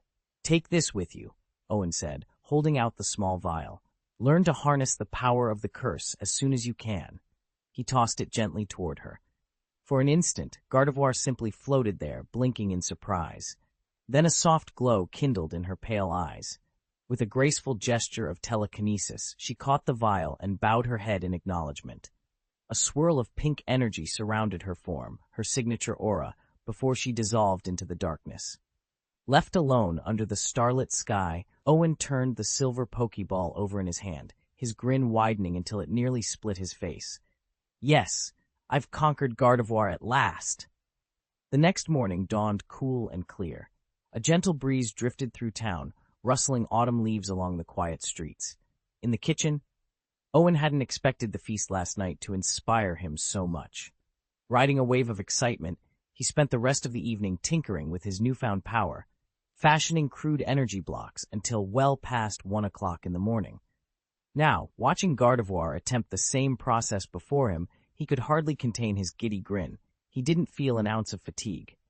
Once Gardevoir masters a handful of fundamental techniques, Owen's little workshop will be ready for full-scale production. There will be no shortage of energy blocks to sell. And with recent comments flooding in on TikTok, people asking if they could start a delivery service, maybe have Gardevoir teleport meals door to door, or dispatch Pidgeot like an express courier, his head buzzed with possibilities. Owen? Gardevoir's gentle voice snapped him back to the moment. Floating before them, a cluster of defensive energy blocks pulsed and solidified into perfect cubes. The look of wonder in Gardevoir's eyes showed it never expected such systematic training. By all appearances, teacher and student were doing remarkably well. What Gardevoir didn't understand was why Owen was grinning like a loon. That, at least, was one secret he intended to savor. Gardevoir couldn't shake the sense that Owen harbored hidden intentions toward her. She searched her memories for any proof but found nothing concrete. After all, she'd willingly become his Pokémon, so what was he still looking for? With a soft sigh, Gardevoir drifted into deep thought. Chapter 70. Yes, exactly. You're a quick learner, Owen said with a satisfied smile as he inspected the neat rows of energy blocks. Of course, Gardevoir would master the process in no time. He stepped forward and gently patted his partner's shoulder. From now on, you and I will handle energy block production together in the hatchery. Gardevoir simply regarded him with calm amusement. It had spent enough time in the hatchery to grasp how things ran. Owen prepared fresh energy blocks every day, then shipped them off for sale. That explained why it had been so determined to teach him the method in the first place. After a moment, Gardevoir bowed its head and replied in that soft, telepathic voice, Gardevoir, acknowledging the plan. Well, after all, it was now his Pokémon. Their hatchery duties were a shared responsibility. Owen let out a breathless laugh as he glanced up at the Rotom hovering overhead. Did you get the shot? Lodo, I got it, Master. Rotom squealed, darting down so fast its electronic eyes turned into excited slits. Master, your TikTok just blew up. You've gained over 100,000 followers. You've got to be kidding me, Owen muttered, stunned. Who followed me? He'd been steadily posting videos, mostly showcasing his shiny Gardevoir, and while view counts and follower numbers had crept upward in recent days, nothing like this sudden surge.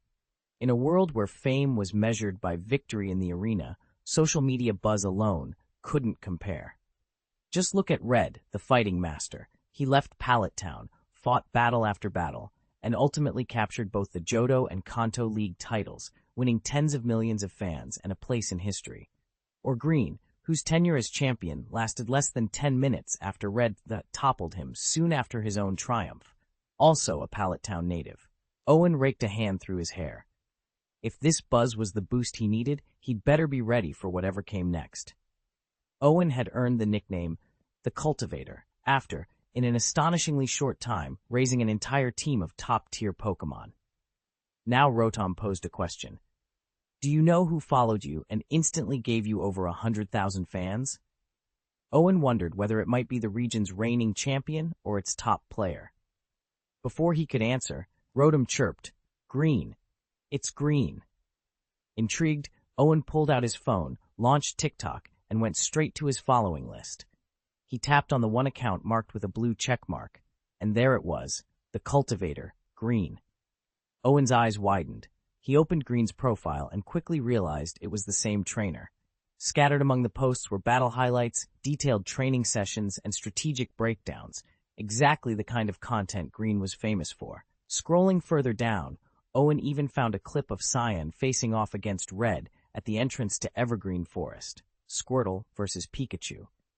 As he watched Cyan's Squirtle dart around, shrugging off every shock from Pikachu's Thunderbolt, Owen couldn't help but compare it to the slower, less coordinated Squirtle he'd seen the young local girl use in their own match. This was on an entirely different level. Owen had only just unlocked the water gun technique, yet he wielded it so gracefully that he slipped under Pikachu's Thunderbolt and countered with a decisive blast, securing his victory in seconds. Oddly enough, that thrilling showdown against Red was the only battle clip on his Douyin page. Had he lost all the others? Owen couldn't tell. He exited the app with a quiet chuckle. Even someone as big as Red watches my videos.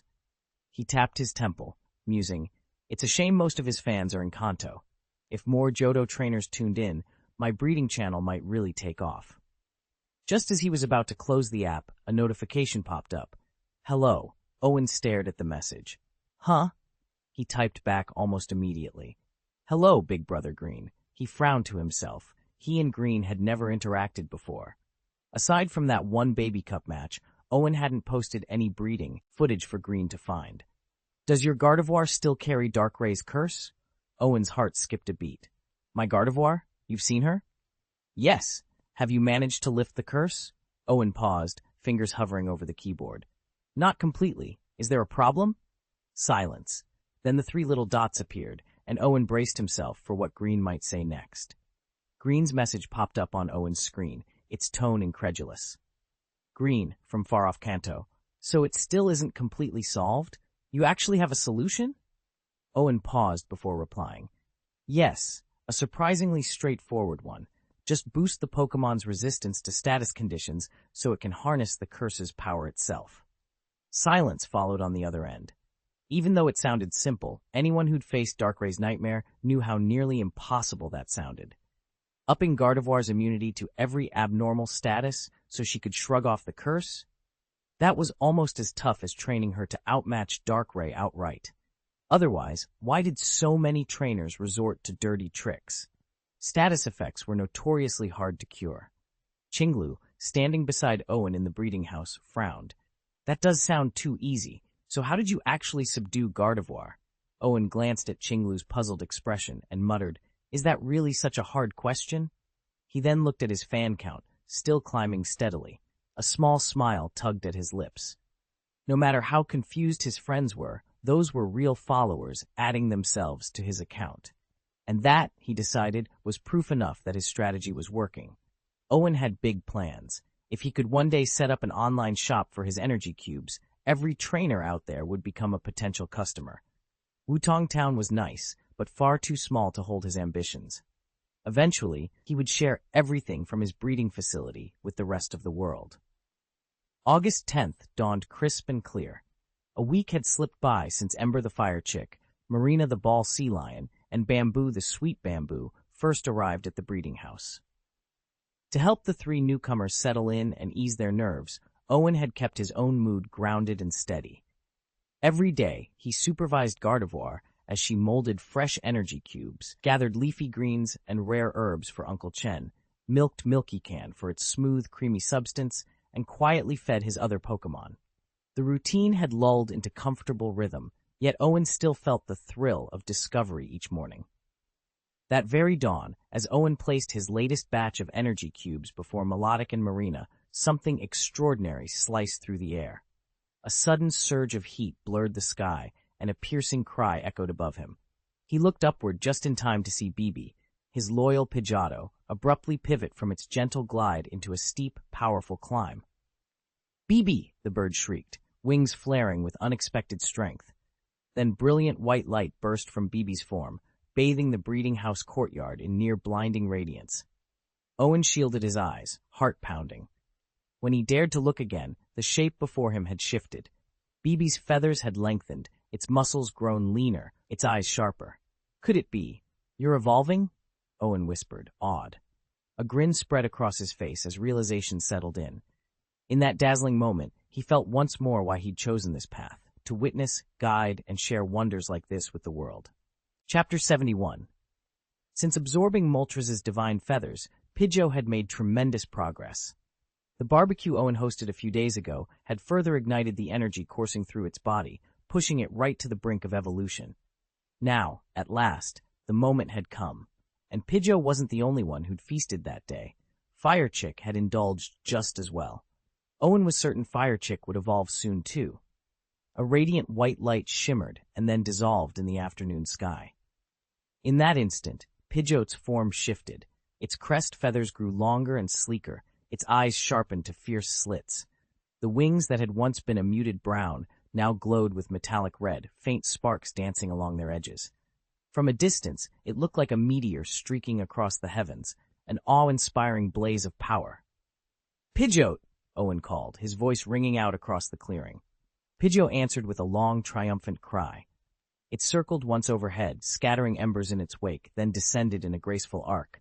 When it finally touched down beside Owen, its chest heaved with renewed strength and its feathers shimmered with fiery brilliance. Chapter 8. Owen's Towering Pidgeot. Owen landed smoothly and took a step back, eyes widening in surprise. His newly evolved Pidgeot now stood nearly as tall as he did, maybe even a bit taller. It was almost twice the size of a freshly evolved Pidgeotto. Had his Pokémon really grown that much just from training and good nutrition? He accessed Pidgeot's status panel to double-check. Name, Pidgeot, gender male, characteristic, keen eye, rarity red, individual values, HP 25, attack 31, special attack 29, defense 20, special defense 21, speed 28, battle strength, level 33-36, skills, gust, quick impact, thunder flash, steel wing, gale force, twister, clear skies, wing attack, scorching wind, intimacy 99, I trust you unconditionally, satisfaction 70, so strong, such power. Owen smiled proudly as he scrolled through the details, but one stat made him pause. Intimacy, 99. Was hitting 99 the final requirement for Pidgeot to reclaim its nesting territory? If so, Owen nodded to himself. Of course he'd help his partner retake what was rightfully theirs. That reminded him of another companion, his green ivy snake. It had joined him alongside Melodica, but had stubbornly remained at 99 intimacy ever since. He'd been wondering how to earn that last point of trust. Now, with Pidgeot nudging him toward a new mission, he had a chance to boost the snake's loyalty too. Smiling at the prospect of two rewarding challenges, Owen sheathed his Pokeball device. Whatever lay ahead, whether battling rival trainers or navigating wild terrain, he was ready. With Pidgeot's massive wings beating the air beside him and the green ivy snake slithering at his side, Owen felt the thrill of adventure stir anew. Owen hesitated for a moment. Never mind, let's focus on the Pidgeot first. Still, he couldn't resist running his hands along the big, feathery wings of the majestic bird. He felt its warm breath flutter across his fingers and admired how handsome it looked. A thrill ran through him at the thought that he no longer had to cling to its legs to fly. He could just hop on its back and soar. As he shifted forward, ready to try it, a soft, disappointed voice from the edge of the reservoir brought him back to reality. Ball! Looking down, Owen found his little sea lion, whom he'd nicknamed Ball, picking at its energy cubes with dejected eyes. Just moments ago, Ball's affection meter had been at a healthy 65. Now it had fallen to 20. Owen's heart sank. Over these past few days, all three of his Pokémon had grown by leaps and bounds. Fire Chick led the pack with the biggest improvements, while Sweet Bamboo wasn't far behind. She'd even mastered Sweet Scent. But Ball Sea Lion's progress had been, in Owen's words, like watching paint dry. Even after feeding it the rare magical candy, it was barely out of its newborn stage. Owen knelt beside Ball. The little sea lion lowered its head in shame, too embarrassed to meet his eyes. Owen gently stroked its smooth head and offered a reassuring smile. "Don't worry, buddy," he said softly. "We'll get there together." With that promise, he stood and turned back toward the shoreline. The Pidgeot ruffled its feathers in anticipation. Owen took a deep breath. First things first, master the skies on Pidgeot's back. Then, step by step, he would help Ball Sea Lion and the rest of his team reach their full potential. Owen glanced at his Ball Sea Lion and smiled. It had been a while since he'd last given it a piece of magic candy. Now was the perfect moment for another. He reached into his satchel and produced a single pearlescent treat that shimmered in the afternoon light. "Don't rush," he said gently, holding the candy out. "Trust me, this will help you evolve." The Ball Sea Lion's eyes lit up, and its pleasure meter spiked the moment it recognized the candy. "Ball," it chirped, its whiskers quivering with excitement. Owen remembered how energized the Celian had felt after its first taste. Such a powerful boost for a Pokémon of its talent was rare indeed. Yet Owen never hesitated to share these precious treats, and the Celian was profoundly grateful. With a happy snap of its jaws, the ball Celian swallowed the candy. Then, almost instantly, a single, pearly tear slipped from its eye. Embarrassed at showing so much emotion, it turned abruptly and dove beneath the pond's surface, its sleek body cutting through the water as it peeked back at Owen through rippling waves. Owen chuckled softly. "You're a little shy, aren't you? Don't worry, I know this will set you on the path to your next evolution." Owen couldn't help but laugh when he saw Seal's friendship rating suddenly skyrocket on its status screen. He turned to the newly evolved Pidgeot with a broad grin. "All right, let's go reclaim your territory." Fresh out of evolution, Pidgeot's battle spirit was at its peak. Owen knew that if he let too much time slip by, that initial surge of strength would fade. "Pidgeot," he called. With a powerful, echoing squawk, Pidgeot beat his wings. His fiery red plumage seemed to blaze, and a bright scarlet light flared in his eyes. He was clearly eager to fight. He let out a sharp tang-tang, as if asking, "Ready?" At Owen's side, the grass serpent, still stalled at about level 28, had been lingering in the area affected by his grass field technique. Though far from evolution and long removed from combat, the serpent now slithered forward, vines twitching curiously. "Chi-Ji?" it hissed, conveying its interest. In the coop nearby, the Torchic remained blissfully unaware, contentedly pecking away at its energy cubes as Owen prepared for the next encounter. Owen's heart leapt as a fully evolved Pidgeot glided into view, its wings trailing embers brighter than any he'd ever seen. Startled, the little flame chick lost its grip on the glowing energy cube it had been holding in its beak. The cube clattered to the straw beneath its feet. "Is that what a Pidgeot evolution looks like?" the chick wondered anxiously. "Why does its fire burn so much hotter than mine?" Determined to prove itself, the flame chick unleashed a burst of amber sparks skyward. Though dazzling, the sparks fizzled against Pidgeot's fierce blaze. From the corner of his eye, Owen saw Miltank the calf let out a startled moo, and then another, sharper moo, as the errant sparks drifted down onto the cowshed's wooden siding. A small flame took hold, licking at the timbers. Miltank's urgent bawling was all the wake-up call the flame chick needed. With a quick stomp, it crushed the glowing embers before they could spread further, leaving a charred smear on the wall as proof of its hasty rescue. Flushed with embarrassment, the chick shot a sheepish glance at the cow, then darted back to Owen's side, chirping excitedly, "Gigi! Gigi! Let me come too! Let me come too!" Owen couldn't help but grin. With its insatiable appetite and boundless, fiery energy, there was no holding the little chick back now. Reclaiming their territory sounded like the grandest adventure of all. "All right," he laughed, slipping an arm around the chick's downy shoulder. "You're coming with us." "All right, everyone, let's move out," Owen called, glancing apologetically at the little ones gathered around him.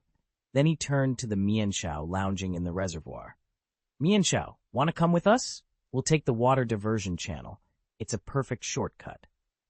Mienshao paused, surprised by the invitation, then clambered eagerly from the water and let out an excited chirp. As for watching over the plantation, Owen had no fears. Gardevoir was on guard duty, and with her here, everything would be safe. Chapter 72. The twilight shadows of Wutong Forest cloaked the undergrowth as two Bobo birds darted carefully between the trunks. Suddenly, they froze. Just ahead stood a fruit-laden tree, completely unguarded by any Spearow. Their eyes brightened at the discovery. "We should move now," one whispered, his voice barely more than a rustle through the leaves.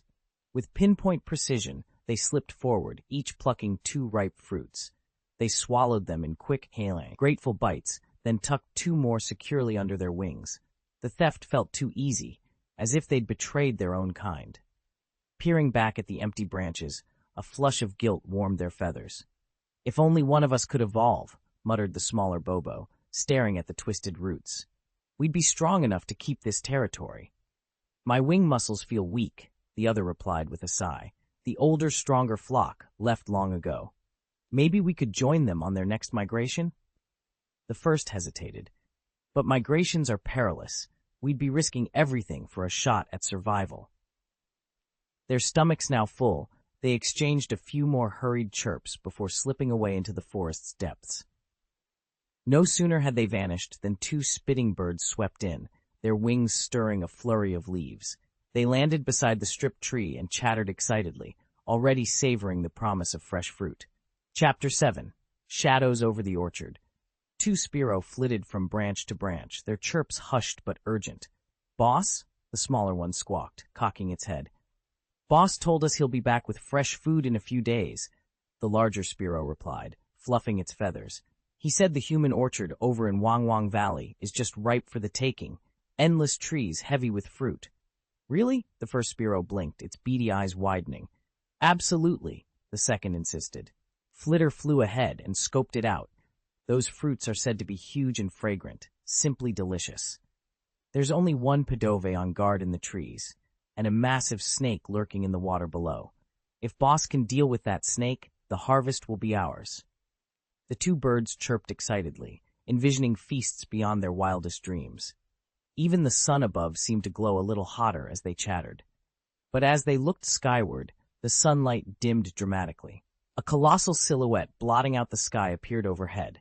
A Pidgeot with a wingspan at least 4 meters across, its bronze-tipped wings casting a vast shadow over the forest. Its sharp, golden eyes swept the treetops like gleaming blades. On the Pidgeot's back sat a lone figure clad in a travel-worn cloak. The birds froze, their triumphant chatter dying in their throats. The smaller Spiro trembled. "Boss? Owen?" it whispered, hardly daring to believe its own voice. Owen settled onto Pidgeot's broad, feathery back and scanned the orchard below. Rows of fruit trees stretched out beneath them, branches heavy with ripening produce. Suddenly, a panicked flurry of wings caught his attention. Two Spiro were darting toward the treetops, their cries sharp with fear. "Lia! That's Pidgeot!" one screeched. "Run! Pidgeot! Pidgeot's here!" the other shrieked, its voice cracking. But before they could gain any altitude, Pidgeot let out a thunderous cry. The sheer force of its call pinned the Spiro to the ground. With a swift dive, Pidgeot snatched them up in its talons, hauling them back down to Owen's level.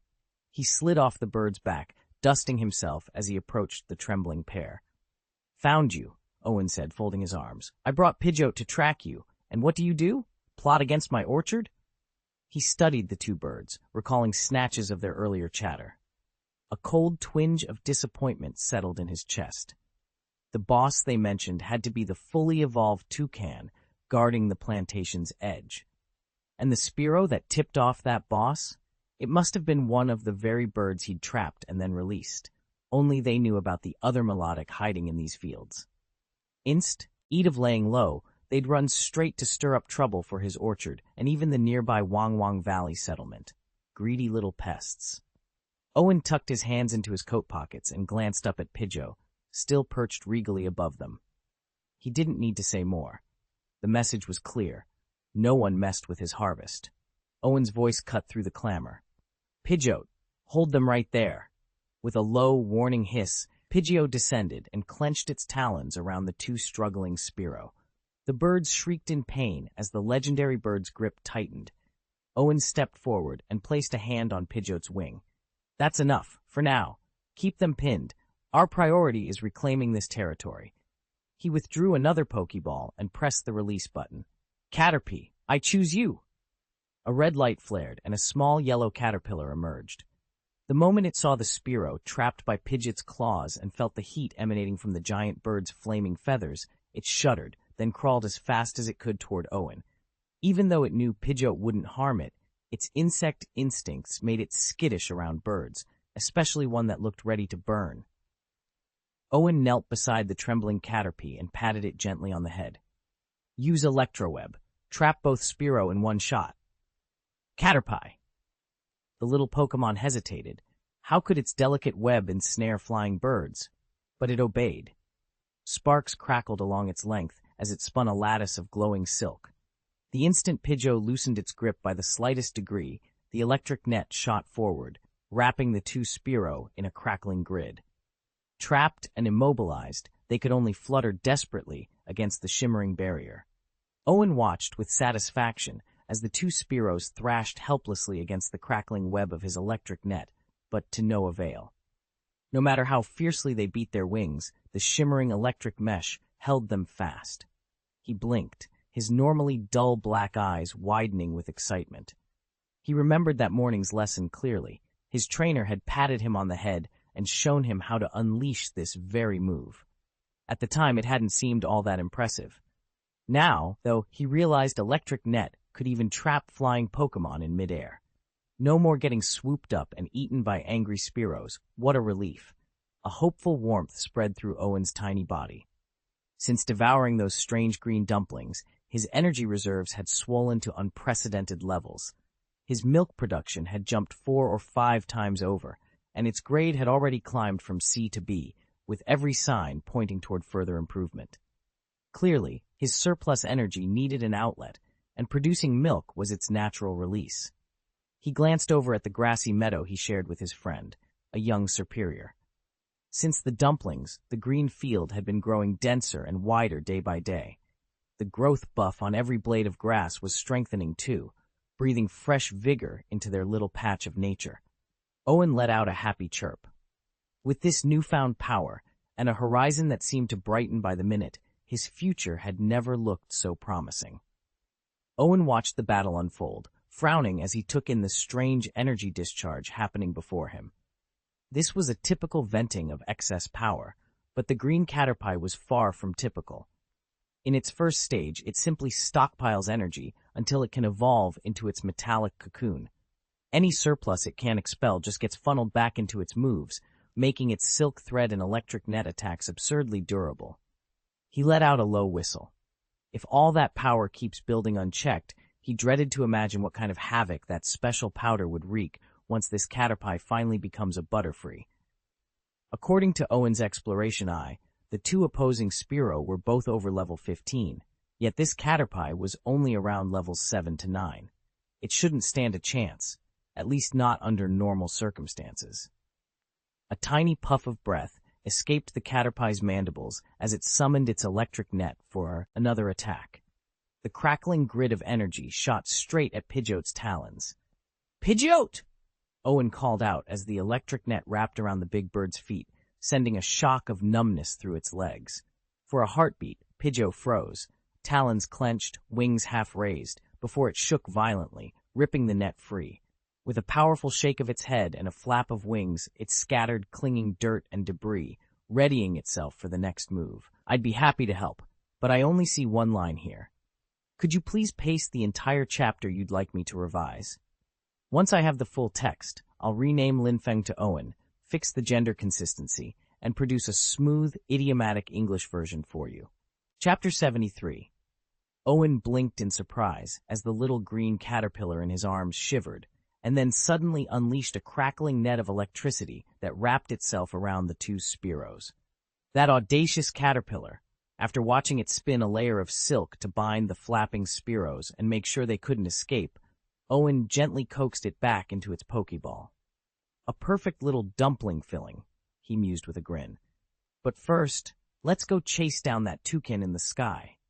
He settled onto Pidgeot's back without another word. "All right, up we go, and be ready." With a powerful thrust of its wings, Pidgeot vaulted above the treetops. Owen had a plan. Pidgeot's natural enmity with Spearow would draw out every Spearow, and he hoped, flush out the toucan they were after. "Pidgeot, let out a call," Owen commanded. The great bird lifted its head and let loose a long, resonant cry. "Pidgeot!" The call rang through the forest, stirring flocks of birds and sending the hidden Pokémon below into a flurry of alarmed squawks and chirps. Soon, the sky overhead would be alive with flapping wings, and somewhere in the chaos, the toucan would reveal itself. The first to feel the shockwave were the Spearow roosting nearby.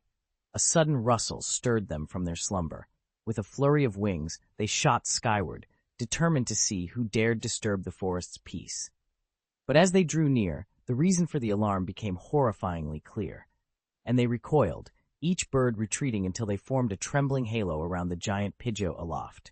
He stood out like an avian colossus, fiery crimson plumage, razor-sharp eyes, and long tail feathers that flickered as if licked by flames.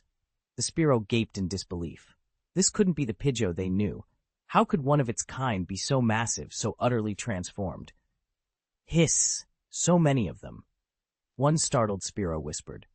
From Owen's vantage point on the forest floor, hundreds of Spiro now circled his Pidgeot. He swallowed hard. He'd always known Pidgeot wasn't to be underestimated, but this was on another level. For a fleeting moment, Owen considered calling out for Gardevoir to tip the scales in their favor. Then he shook his head, dismissing the thought. Pidgeot was already in command. A sharp cry cut through the tense hush. P.O.? At once, shapes dashed from between the trees. A handful of Pidgey and Pidgeotto streaked behind their leader, converging on the clearing with matching urgency. If Pidgeot's first shriek had been a provocation aimed at the Spiro, this second, lower call was unmistakably a summons to rally its kin still hidden deeper in the wood. Owen took a steadying breath. The forest had just become the staging ground for something far greater than a simple trainer's challenge, and Pidgeot was ready for whatever came next. Owen soared above the flank of eager Pidgeotto, their cries echoing through the thinning morning mist. "We have a leader! We have a leader! Follow our leader! Fight with us! We'll take back our home today! Spill blood today so our descendants may prosper!" For too long they'd hungered, been bullied, and dreamed only of returning home. Now, seeing Owen in his full Pidgeot glory, their frustrations and sorrows crystallized into fierce determination. No matter where Owen had come from, no matter what battles lay ahead, he was their leader. Even if they died in the coming clash, they would drive every Spiro from these skies. At the sight of Owen and his small but resolute force, the Spiro faltered. Their ranks wavered, they even took a few faltering steps back. Then, sweeping low and cutting through the tense air, a lean, brown-red bird appeared before the Spiro line, its narrow wings beating with deadly precision. Instantly, the Spiro bristled with renewed confidence, unwilling to yield without a fight. Owen squinted at the floating data panel before him. Name, toucan, species, elf, toucan gender, male. Characteristic, keen eyesight, rank, purple. Individual values, HP 25, AC 19S, PA 23 Def 19, SPD 18, SP 24, estimated level 31 to 34. Moves, Gust, Leer, Roost, Peck, Pursuit, Quick Attack, Wing Attack. Friendship 20, Happiness 20. How could a Pidgeot even evolve? Owen let out a relieved breath. Quack, he murmured in surprise. Perched opposite him, the wild toucan fixed a hard stare on the evolved Pidgeot and its human rider. The bird's razor-sharp eyes betrayed its irritation. Clearly, this Pidgeot had only reached its final form with human help. So what? Nearly every Pidgeot in the forest had already abandoned this territory, and Toucan's Seraphim squadron still outnumbered any stragglers. Even if this lone Pidgeot held its ground for a while, the region would remain firmly in their grasp. Then, in the next instant, Toucan's pupils widened as something unexpected registered in his keen mind. Pidgeot, lightning flash! At Owen's command, a scarlet blur rocketed toward the wild toucan like a bolt of lightning. The bird barely had time to register the movement before the attack struck with brutal force, pinning it to the ground and skidding it nearly 30 meters along the forest floor. A strangled cry escaped its beak. Before the toucan could recover, Pidgeot struck again. Despite its own immense speed, the majestic bird of prey managed to lock its talons around the toucan's wings, lifting it helplessly off the ground. Under Pidgeot's enormous bulk, the evolved toucan seemed no larger than an oversized rattata. Heat wave, Owen called out, and Pidgeot beat its wings once, unleashing a scorching gust that enveloped the captive toucan. Feathers smoldered and curled in the intense heat. Within seconds, half of the bird's chest plumage was singed black. Overwhelmed by the assault, the toucan collapsed into unconsciousness. Pidgeot's grip eased, and the prone form of its opponent slipped from its talons, drifting down into the shadowy undergrowth like a kite with a broken string. Pidgeot didn't look back. It soared higher into the sky, its flame-tipped feathers glowing as it fixed the opposing Spiros with an unblinking, icy glare. Then it let out a long, resonant cry. Pidgeot! The roar cut through the air, and in an instant, everything fell silent, a hush as heavy and foreboding as death itself. Dozens of flying Pokémon hovered in midair, frozen in their tracks. Not one dared to make a sound. Every eye was trained on Pidgeot, reigning overhead like a sovereign. The duel between Pidgeot and the Spiro leader, Toucan, had lasted barely 10 seconds. Yet in that fleeting moment, Pidgeot had delivered a decisive, crushing blow. The Spearows had planned to swarm Pidgeot, rallying behind Toucan to reclaim their territory, while the Pidgeots were prepared to risk their lives to support their king. Neither side had anticipated such a swift, emphatic outcome. At that tense moment, Owen broke the silence. Chapter 74. Owen sat astride his Pidgeot and reached out, channeling Changpan's power to carry his words like a wave of force. "I'll give you one chance to leave. Get out of Pidgeot's territory." With a sharp cry of warning, Pidgeot beat its great wings. The seraphim froze, their souls rattled by the unexpected challenge. Panic rippled through them. Flustered and disoriented, they scattered in all directions like frightened birds, some colliding mid-flight before tumbling to the ground. Within seconds, every last one of them had vanished, leaving only a few drifting feathers as proof they'd ever been there. Behind Owen, the assembled Pidgeot and Pidgey burst into triumphant cheers. Their cries rolled across the clearing like thunder. Tearful and elated, the Pidgey flapped excitedly as they circled their champion, while the Pidgeot swooped in tight formation, each bird's gaze fixed on Owen's mount. In their unified chorus, they acknowledged a new leader. Owen couldn't suppress a proud smile. "That's my Pidgeot," he murmured. He knew better than anyone how formidable this Pokémon was. Its endurance, its breathtaking speed, they made it the perfect ally in the sky. As the echoes of celebration died away, Owen's mind buzzed with plans for their next move.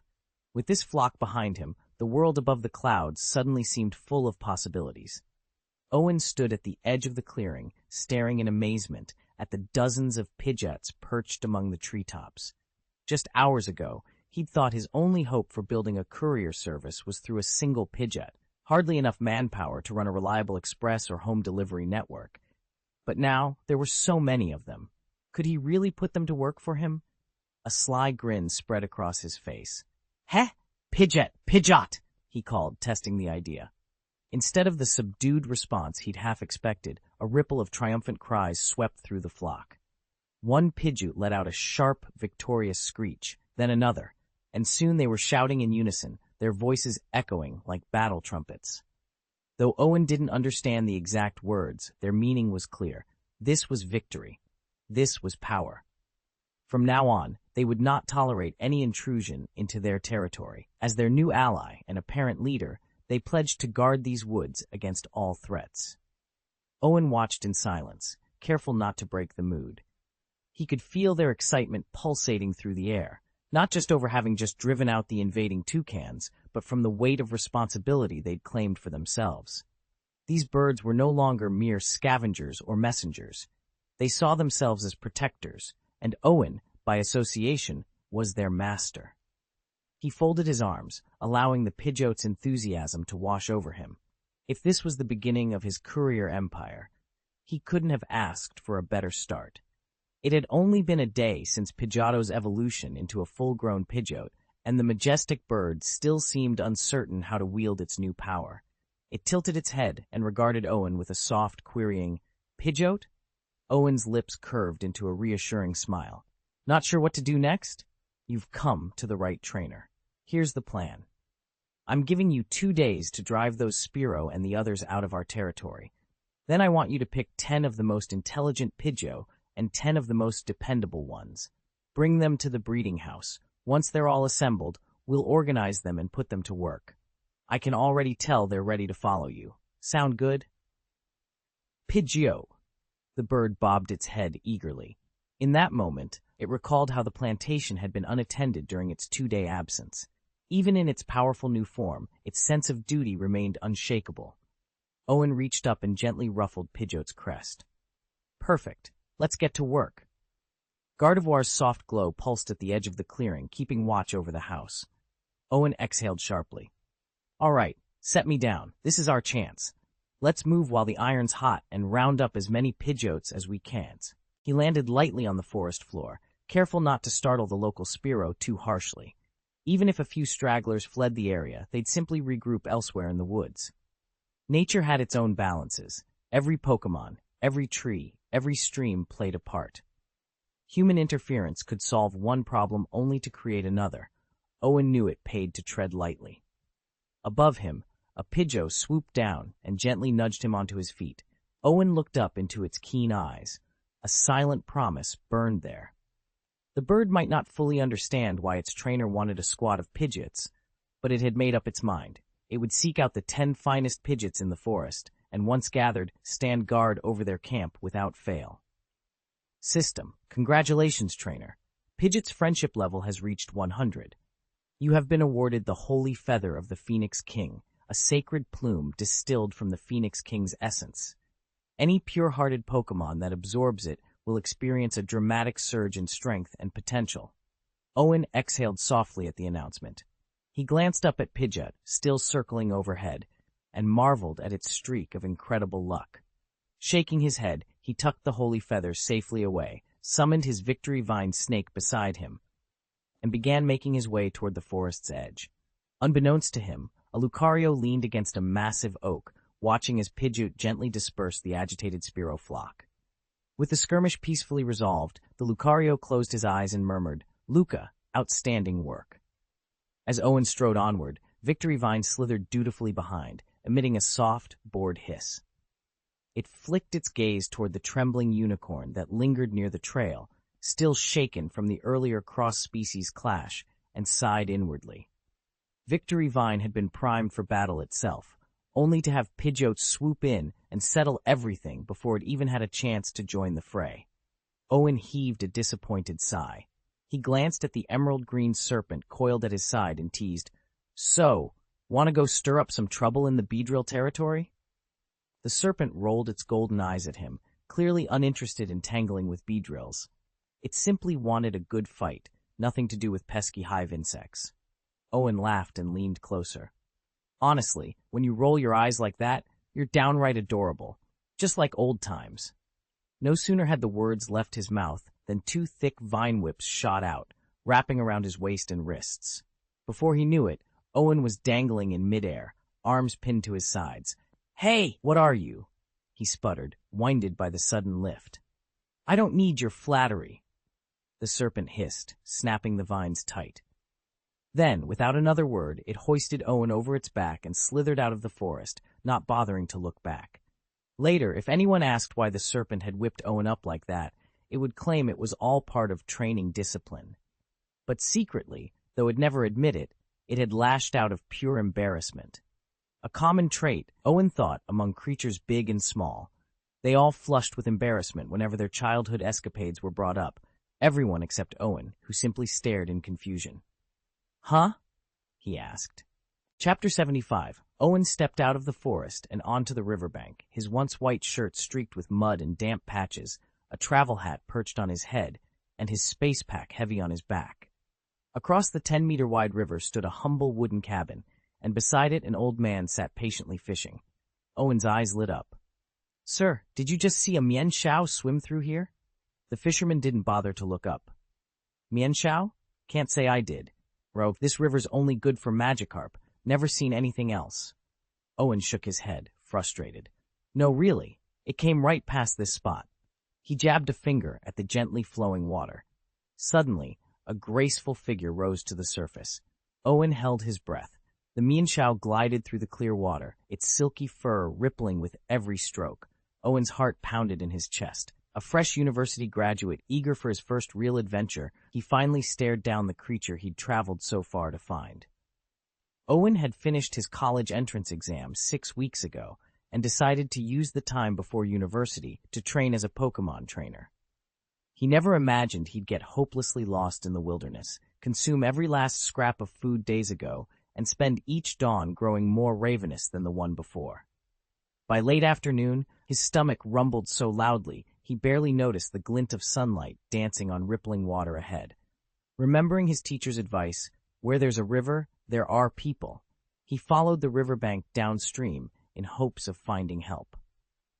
Around a bend, a brilliant flash of color stopped him cold.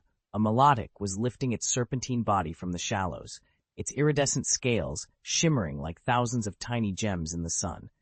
For a fledgling trainer like Owen, nothing could be more intoxicating. He gaped at the beauty before him and completely forgot to call out a Pokeball. When he finally shook himself free of the spell, the melodic had already slipped silently back into the forest undergrowth. Owen's heart sank. It was like watching a treasure vanish in an instant, and there was nothing he could do to reclaim it. Owen's heart skipped a beat the instant he spotted Melodic. Without a second thought, he drew his Pokeball and called out, "Mian Xiao, let's battle!" But Melodic didn't even glance in his direction. The gleaming water serpent instead turned toward the newcomer, emerging from the forest, her rose-tinted gills fluttering in delight, as if recognizing an old friend. You want to challenge my Pokémon?" Owen, still catching his breath, blinked at Zhou, who stood awkwardly beside Melodic, and then at the serene serpent. "Oh, so this is your Melodic?" Zhou's stomach dropped. The boy had advanced so close that one hand rested casually on Melodic's smooth scales, the other held his coiled green ivy snake. In one fluid motion, he guided the serpent across Melodic's broad back, and together they slid down the water serpent's body, crossing to the far bank of the river. "Yes," Owen called from the opposite shore. "She's my Melodic. If you'd like to battle, how about you send out your green ivy snake?" "Tang, Tang?" the green serpent murmured, tilting its head at Zhou with genuine curiosity. Zhou's face burned scarlet. He shook his head, forcing a weak smile. Forget it." Slowly, the color ebbed from his cheeks as embarrassment washed over him. Owen noticed the boy's hollow cheeks and sunken eyes. He must have skipped more than one meal. The boy glared at him, a touch of resentment in his gaze. "Hey, do you know where we can find a place to eat?" Follow me," Owen replied, glancing at how gaunt the boy looked. He hadn't eaten in days, clearly. Owen gave a quick nod to Uncle Liang, who was standing by the riverbank, fishing rod in hand, and then ushered the boy toward the edge of town. As they walked off, Uncle Liang muttered to himself, "I told him there's no Melodic here. What's on the minds of these rookie trainers anyway?" No sooner had the words left his mouth than the tip of his rod trembled. Uncle Liang's eyes lit up. He yanked that back hard, and with a loud splash, a red Magikarp flopped onto the shore, its dull eyes staring up at him. His triumphant smile vanished. "Again? You," he groaned, sending the fish flopping back into the river with a kick. Shaking his head, he sighed, "Why do I always end up with an ugly old Magikarp? That Menchao is supposed to be so beautiful. I've never seen one in the wild. If only I could catch that instead." Owen squinted at the lake's glassy surface, rod in hand. Beside him, Uncle Liang shook his head in mock despair. "At my age, I'd be better off raising a Mienshao," he muttered, letting his line drop onto the water. Owen was about to cast again when the lake erupted in a blinding white flash. Waves fanned outward, and the placid surface heaved. When the light faded, a gargantuan Gyarados towered above them, its crimson-stained maw opening in a furious roar. It lunged toward Uncle Liang, still seething from an earlier nip at its tail. "Roar!" Uncle Liang leapt backward. "Lucario, force palm, now!" His partner Lucario surged forward, aura flaring, fist crackling with kinetic energy. Inside the nearby training house, the scent of fresh rice and stew still lingered. Zhou swallowed the last mouthful of Owen's cooking and wiped his mouth. He looked genuinely humbled. "Thank you," he murmured. I shouldn't have been so stubborn about Melodic." Owen leaned against a workbench. "No problem, but you've been awfully quiet. Just wolfed down your food and sat there. Everything okay?" Zhou glanced away, voice hushed. "I got lost in the forest for 4 or 5 days, ran out of supplies. I thought I was a goner." His cheeks colored with embarrassment. Owen raised an eyebrow. A seasoned trainer losing his way? That was a new one. Before he could press further, a low murmur drifted in from the open doorway. Travelers coming and going, Pokémon calls echoing faintly. Zhou stood and peered through the window. "Is this a breeding house?" he asked, his curiosity overtaking his awkwardness. Owen followed his gaze. Beyond the training mats and gear racks, dozens of visitors milled about, some carrying eggs, others checking their teams. Something about this place felt both inviting and strangely secretive. He straightened. "Let's find out." Owen's shop was quiet, save for the soft hum of incubators and the occasional chirp from a freshly hatched Pokémon. Zhou peered at the display case stocked with glowing cube-shaped orbs. "Are those the energy cubes you sell?" he asked, eyes bright with curiosity. Owen nodded. "Yes, all made in-house." "Wait, you manufacture them yourself? You're a breeder?" Another nod from Owen, and Zhou's excitement grew. "That's incredible. I'm a breeder too. I'm actually headed to the Elf Breeding University in Changsha City to study energy cube production. I'll need to stock up on these for my research. Joyu couldn't help but compare his own Pokémon to the ones standing patiently in their pens. Melodic's iridescent scales, the sleek emerald coils of his ivy snake, each one so glossy and alert you could tell they'd been raised with care. Owen caught that look and grinned, then stepped back and waved him toward the rows of supplies. Here's what we've got. 3 grades of energy cubes, 500, 1,000, and 5,000. Each number represents the amount of stamina restored. If you find yourself running out of steam on long treks, you'll want the higher grades. Both trainers and Pokémon can consume them safely. And over here are our specialty cubes. They boost a Pokémon's defense, speed, even focus during battle. Joyu leaned closer, his earlier wanderings in dense forests flashing through his mind. He'd lost track of time and direction more than once. Now, faced with Owen's selection, his nervousness melted into determination. These were exactly the resources he needed. As Owen launched into more details, Joyu's questions came faster, each answer stoking his enthusiasm. By the time he left the breeding house, he was already planning how many cubes to order, and which ones to test on his team first. Owen bought one of every energy cube the shop had to offer, plus several extra cubes designed specifically to boost physical strength, and then stepped back out onto the street. Chapter 76. Not bad at all, Owen murmured as Joyu disappeared down the street. He turned back to the display behind him, where 3 grades of physical energy blocks stood in neat rows. The first, priced at 500 credits, was crafted entirely by his Gardevoir. It delivered a modest stamina boost, reliable, affordable, but nothing spectacular. The second grade represented a true collaboration. Gardevoir oversaw the formulation, while Owen refined the synthesis. These blocks matched the potency of Owen's original recipe and could even be used in cooking, making them a favorite among trainers who appreciated both convenience and quality. Finally, the premium blocks, priced at 5,000 credits, were infused with diluted extracts from the rare life fruit. They released energy steadily over hours and offered a pronounced increase in a Pokémon's endurance.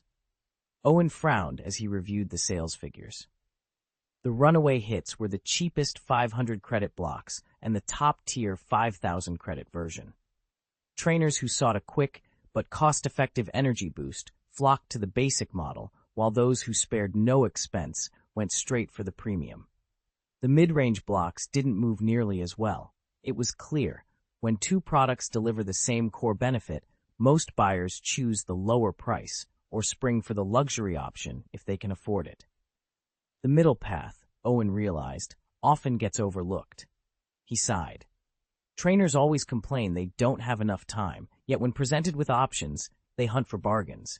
No matter how much he wanted to phase out the entry-level blocks in favor of the high-end line, he couldn't ignore the market. Business, he reminded himself, was about meeting demand, however paradoxical that demand might be. Owen glanced at Gardevoir with a satisfied smile. With your help, I think this energy block production model will work perfectly. Gardevoir nodded, its emerald eyes shining. Leaving the breeding house, Owen made his way across the plantation. First, he checked each enclosure, placing the big Pokémon at their stations. Everything was quiet and orderly, until he opened the Fire Chick's pen.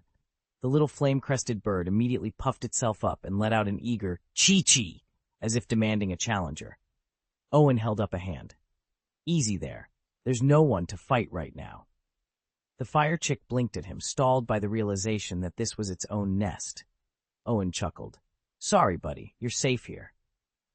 Still, the bird looked sulky. Owen reached into his satchel and dropped 2 glowing energy blocks into its food bowl. Instantly, its crest settled, and it hopped forward to nibble at them. Food always worked wonders. One moment of fuss, and suddenly everything was fine again. The Fire Chick let out a contented chirp and hopped back to its perch. Nearby, the plantation's turkey, now well accustomed to Owen's routine, peeked over its fence, letting out a friendly gobble.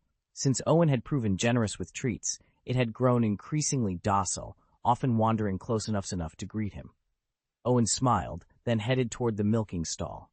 Inside, Miltank, whom Owen affectionately called Milky, was already patiently waiting. In a few smooth motions, he collected that day's milk supply, talking quietly to keep her calm. Milky flicked her tail and lowed softly when he finished. Finally, Owen stepped onto the path leading to the reservoir. There, in the clear water, Melodic gracefully swam just beneath the surface. Owen raised his hand in greeting.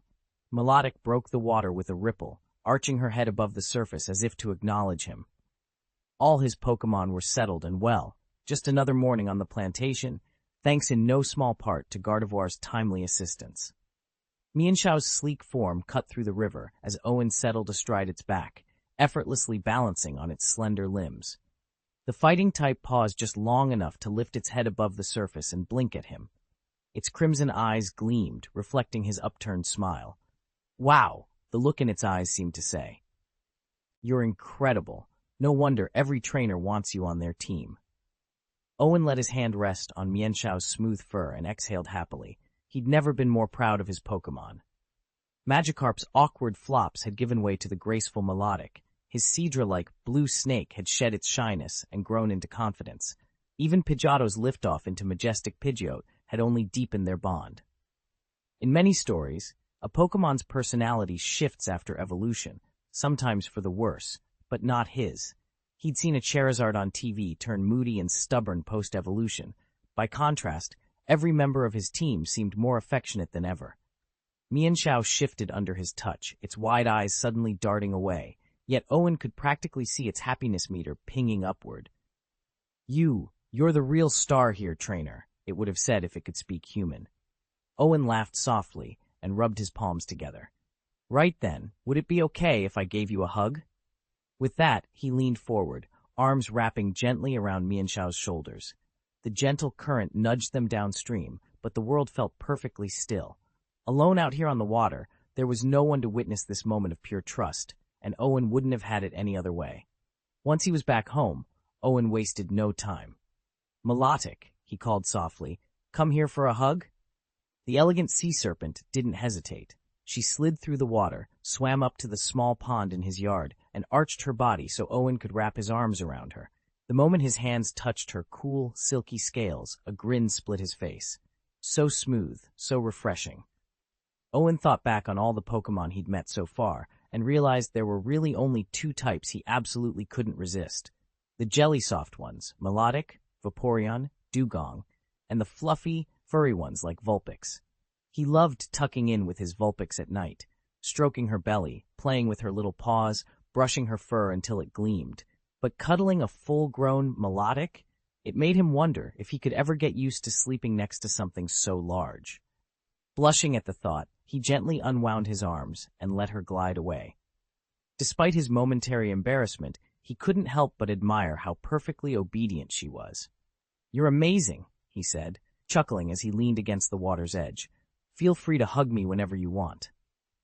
Melodic gave a soft, pleased flick of her tail, and Owen knew he'd made a friend for life. Owen barely had time to finish praising his green ivy snake before he found himself tangled in its whip-like vines. They were standing at the plantation gate when Ivy, ever so slowly, tilted her head and let the corners of her mouth curl into a feline grin. In the next instant, two thick, emerald vines uncoiled and lashed out, binding Owen's arms to his sides. Confused, he sputtered, Wait, why are you doing this?" Ivy paused, vines quivering as if recalling some forgotten lesson. Owen realized she must have taken offense at a comment he'd muttered under his breath earlier, an unkind remark he'd assumed she couldn't hear. Of course, Ivy would never admit it, but the shock of wrapping him up for the first time sent a thrill through her leafy nerves.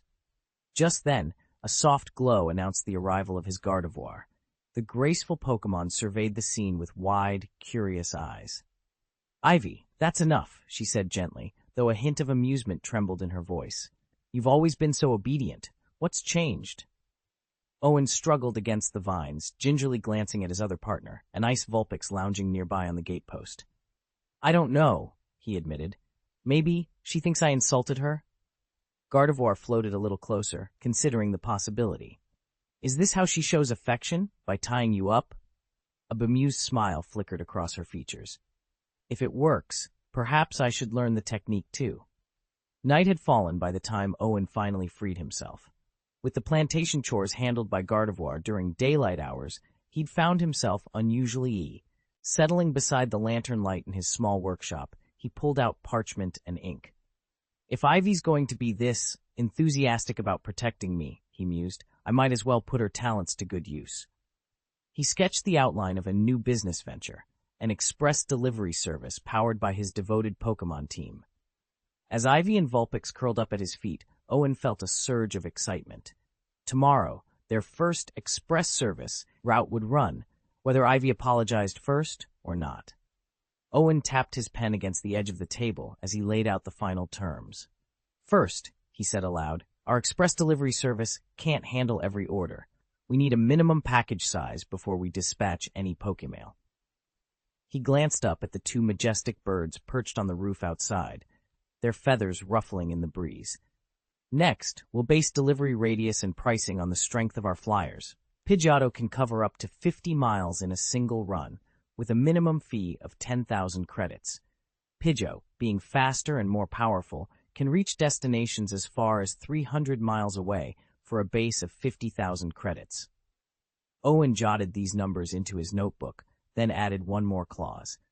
For particularly large orders, anything that exceeds even those limits will dispatch both Pidgeotto and Pidgeot together. They'll deliver anywhere within the Donghua Alliance, provided the client covers the bird's food and handling fees. He leaned back, satisfied. In under a minute, he'd established clear, practical rules for his new courier service. Now all that remained was to wait. Outside, the two Pokémon cooed softly, ready to take to the skies at Owen's command. Chapter 77, August 11th. A soft drizzle had returned to Wutong City, rinsing the bluestone path outside the breeding center and sending most visitors scurrying for cover. Owen didn't mind the quiet. With only a handful of Pokémon left to tend, he told his assistant, Qin Shu, that she could head home for the afternoon, secretly hoping the insatiable Squirtle wouldn't catch her slipping out for a snack. After lunch, Owen carried a small wooden stool out to the doorway, Vulpix curled comfortably in his lap. In his free hand, he held a glass of sweet bamboo juice, C+ grade, with just enough sugar to brighten its flavor. He settled himself, watching rainwater drip from the eaves onto the emerald leaves beyond the porch. He took a slow sip of the cool, sweet drink, then reached down to stroke Vulpix's soft fur. The gentle patter of raindrops and the subdued green landscape wrapped him in a rare moment of calm. Sometimes, he thought, there was nothing better than a rainy afternoon. Time to pause, listen to the rain, and simply be. He lifted his glass again, studying the way light filtered through the amber liquid. Just right, he murmured, savoring the final sweet note of sugar that lifted the bamboo's natural taste. With Vulpix content in his arms and the countryside fresh and quiet around him, Owen let himself relax, rain and all, into the peaceful rhythm of the day. Owen watched the pale green liquid swirl in his flask, a faint, fruity aroma drifting up to his nose. Certain Pokémon with a sweet tooth couldn't resist this concoction, especially the green vine snake, and when he'd squeezed a few fresh peach slices into the mix, it became an instant favorite. Cradled in Owen's arms, the little ice Vulpix suddenly piped up, Ying Ying, I want some too. Owen grinned and shook his head. When we were making this, I asked if you wanted a taste, and you said no. Now you change your mind? Sorry, kid, no freebies. The Vulpix let out a plaintive Ying Ying again, then hopped onto Owen's lap, planting its tiny paws on his thighs and giving him big, mournful eyes. It sounded almost like sobbing. Ying Ying Ying. Owen laughed, unable to hold out against that adorably pitiful look. He lifted the flask to the fox's mouth. Fine here, just a little. The Vulpix's tail flagged with delight as it lapped up the juice, letting out happy little cries. Satisfied, Owen set the flask down and activated his eye of exploration, ready to see what secrets the trail would reveal next. Chapter 6, The Bond of Ice and Ivy.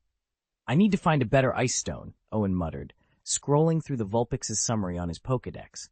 Vulpix, female, nature, snowfall, rank Redivores, HP 20 NAC 25s, HAP AC 31, Def 28, SP Def 25, SP 31 approx. Strength, Love 14 to 18, moves, Hypnosis, Moonlight Tail Whip, Powder Snow, Rock Tomb, Ice Fang, Bind Affection, 97, considers you her anchor. Happiness, 70, so sweet. Owen tapped the screen off and laughed softly to himself. From the moment she hatched, the first faces she knew were his and his grass-type ivy snakes. She'd instantly grown attached, following them everywhere like a shadow. Her devotion was endearing and a little worrisome. He remembered how his ivy snake had changed after evolution. Before she evolved, he'd loved cradling her in his arms on long rest stops. Once she became Whipvine, though, she'd grown too large to hold so easily. Owen missed those quiet moments of closeness. Would history repeat itself with Vulpix? If she evolved into Ninetales, would she still curl up beside him the way she did now? Vulpix padded over and brushed against his leg, her icy blue eyes full of trust. Owen bent down and scratched her behind one ear. "Don't worry," he whispered. "I'll find the perfect ice stone. We've still got time." Her fur seemed to sparkle in the late afternoon sun, and Owen felt a surge of determination. No matter how majestic she'd become, he'd do everything he could to keep this bond, frozen in affection and built on loyalty, strong forever. Owen stared down at the little creature in his arms, small enough to cradle, yet soft enough to rest his head upon. It was a curious contradiction, and one he rather liked. He stepped to the doorway of the breeding shed and called, "Rotom." In an instant, the tiny red phone-like Rotom buzzed out. "Yes, Master? How much longer until the rain stops?" "Master, Rotom predicts the light drizzle will end in about 53 minutes. "Good. By the way, did we get that reply to this morning's message?" "Indeed," Rotom chirped. "Shall I display it now?" "Please." A translucent chat window materialized before Owen, revealing a message from Big Milk Ranch. "Uncle Moo. About those food-producing Pokémon you asked about, honestly, it's odd you want so many. Still, many breeders keep them. In the wine town next door, there's a grower who cultivates honey grapes. She maintains several combi to make honey for her vineyard, ideal if you need pollination or extra honey production. Oh, and she also brews a bit of homemade wine, though I'm not sure how much she has on hand. Want me to ask her on your behalf?" Owen rubbed his chin, considering. "Yes, please do." Rotom emitted a cheerful beep and scrolled through the details. Outside, the gentle patter of rain continued, but soon, very soon, he'd be free to head out. Owen stared at his phone as a new message popped up from Uncle Moo at Big Milk Ranch. "Uncle Moo, it looks like there's also a processing plant in Changsha City, and one in Oliva too. I'm not sure about the others. You'll have to dig around online. For instance, some dessert shops actually base their signature treats on specific Pokémon." "Huh?" Owen muttered. Of course, when it came to tracking down these food-related Pokémon, he'd need expert advice. Otherwise, he'd just be stumbling around in the dark, like trying to cross a river by feeling for the stepping stones. Owen tapped out a quick reply. "Owen, thanks, Uncle Moo." He glanced over at the ice Vulpix happily licking up its milk and raised his phone to take another photo. With a flourish, he sent it to Uncle Moo, adding the caption, "Thank you." Almost immediately, his phone buzzed again. "Nice shot. How are the milk tanks doing? Everything okay over there?" Owen smiled and typed back, "No problems at all. They seem really content." "Perfect. But don't get lazy with the pasture. If those milk tanks start sulking, I'll have to come check whether you've been slacking off." Owen grinned, sent back a cheerful emoji, and set his phone aside. With Uncle Mew's guidance, he felt ready to dive into the next phase of his search. Owen didn't bat an eye. He turned to his Rotom unit and said, "Rotom, how far is Wutong Town from here?" "Loto, I've calculated it. Wutong Town is 125 kilometers away." Rotom answered cheerily. 125 kilometers? Owen repeated, eyebrows rising. No wonder I've never heard of it. He glanced at the horizon. Even by car, a round trip that distance would eat up an entire day. Thankfully, with his Pidgeot, it would only take an hour or two. "All right," Owen said. "Show me every dessert shop in Wutong Town." "On it, Loto," Rotom chirped. A few seconds later, it spoke again. "Found one. There's a sweets shop in Wutong Town that's currently up for sale. Its frost milk fairies are being transferred, too." Hearing those words, Owen's eyes lit up. "Perfect. Connect me. Let me talk to the owner." "Hold on, Master. I'm dialing now." Rotom's screen glowed as it placed the call. Chapter 78, Owen dialed the number and waited. After a few rings, a soft, slightly weary female voice answered. "Hello?" "Hello," Owen said politely. "Is this the Shuang Shuang Cake Shop?" "Yes. I'm sorry. If you're calling about the storefront, I have to tell you it was just leased by another company. Owen felt his chest tighten. I see, but what about the frosty milk fairies? Are they still available? A pause followed on the other end. Then the woman sighed in relief. No one wanted them, so I was planning to ship them back to the Hoenn region. Wait, you're interested in the frosty milk fairies? Owen exhaled. Yes, I don't need the shop space, just the frosty milk fairies. Oh, she exclaimed. In that case, I have 13 of them here. How many would you like? 13. Owen's eyes lit up. Could I take them all? All 13? The woman sounded concerned.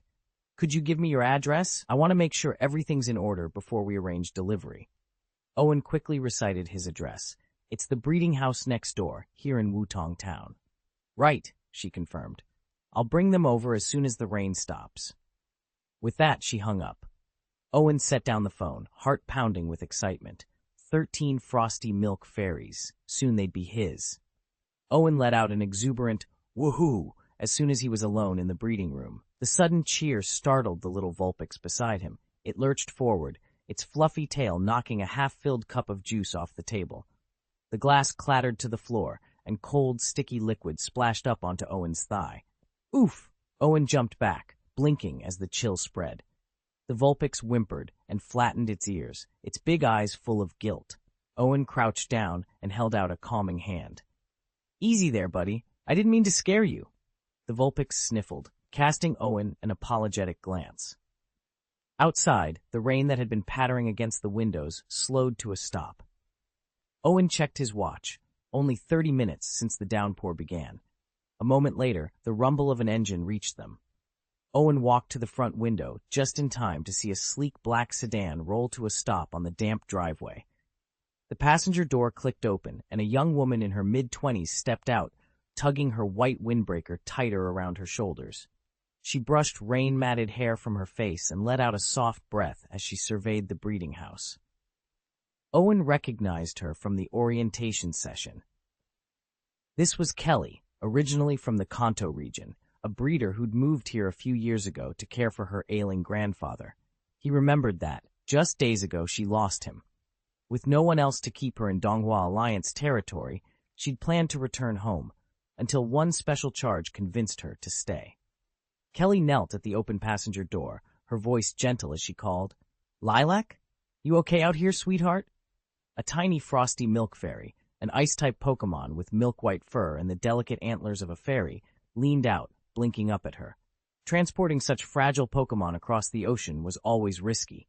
Kelly had scoured breeder networks and shipping routes for weeks to secure space on just 7 or 8 flights willing to carry frosty milk fairies. Seeing Lilac emerge safely put all her heartache into perspective. Owen stepped outside, brushing juice off his jeans. Kelly rose to greet him, Lilac cradled protectively in her arms. Despite the long journey, her voice was steady.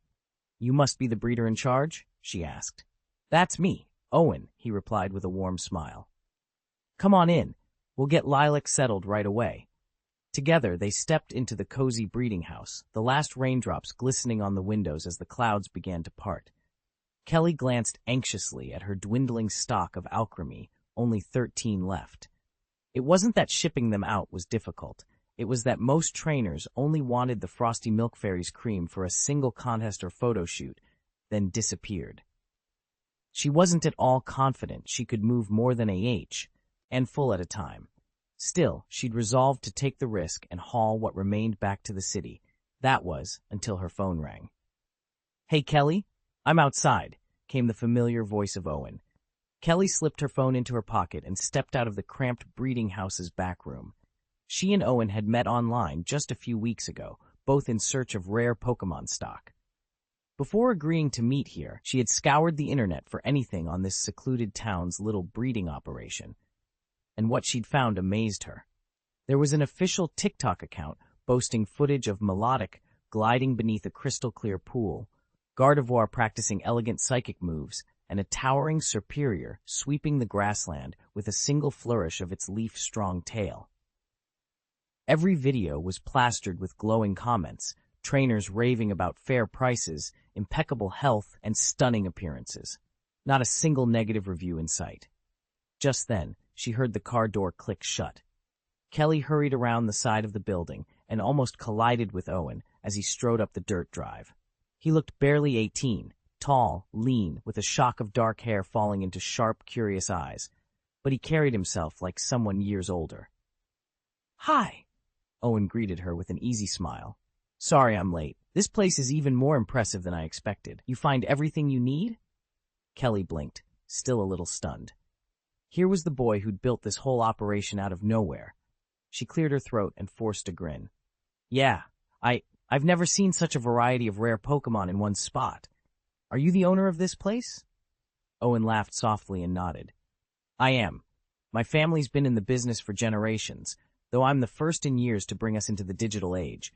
Thanks to social media, word's gotten out." He swept an arm around the humble wooden building, half stable, half showroom. "So, about those alchemy, you ready to take the rest off my hands?" Kelly squared her shoulders, excitement and nerves warring in her chest. "Let's talk numbers."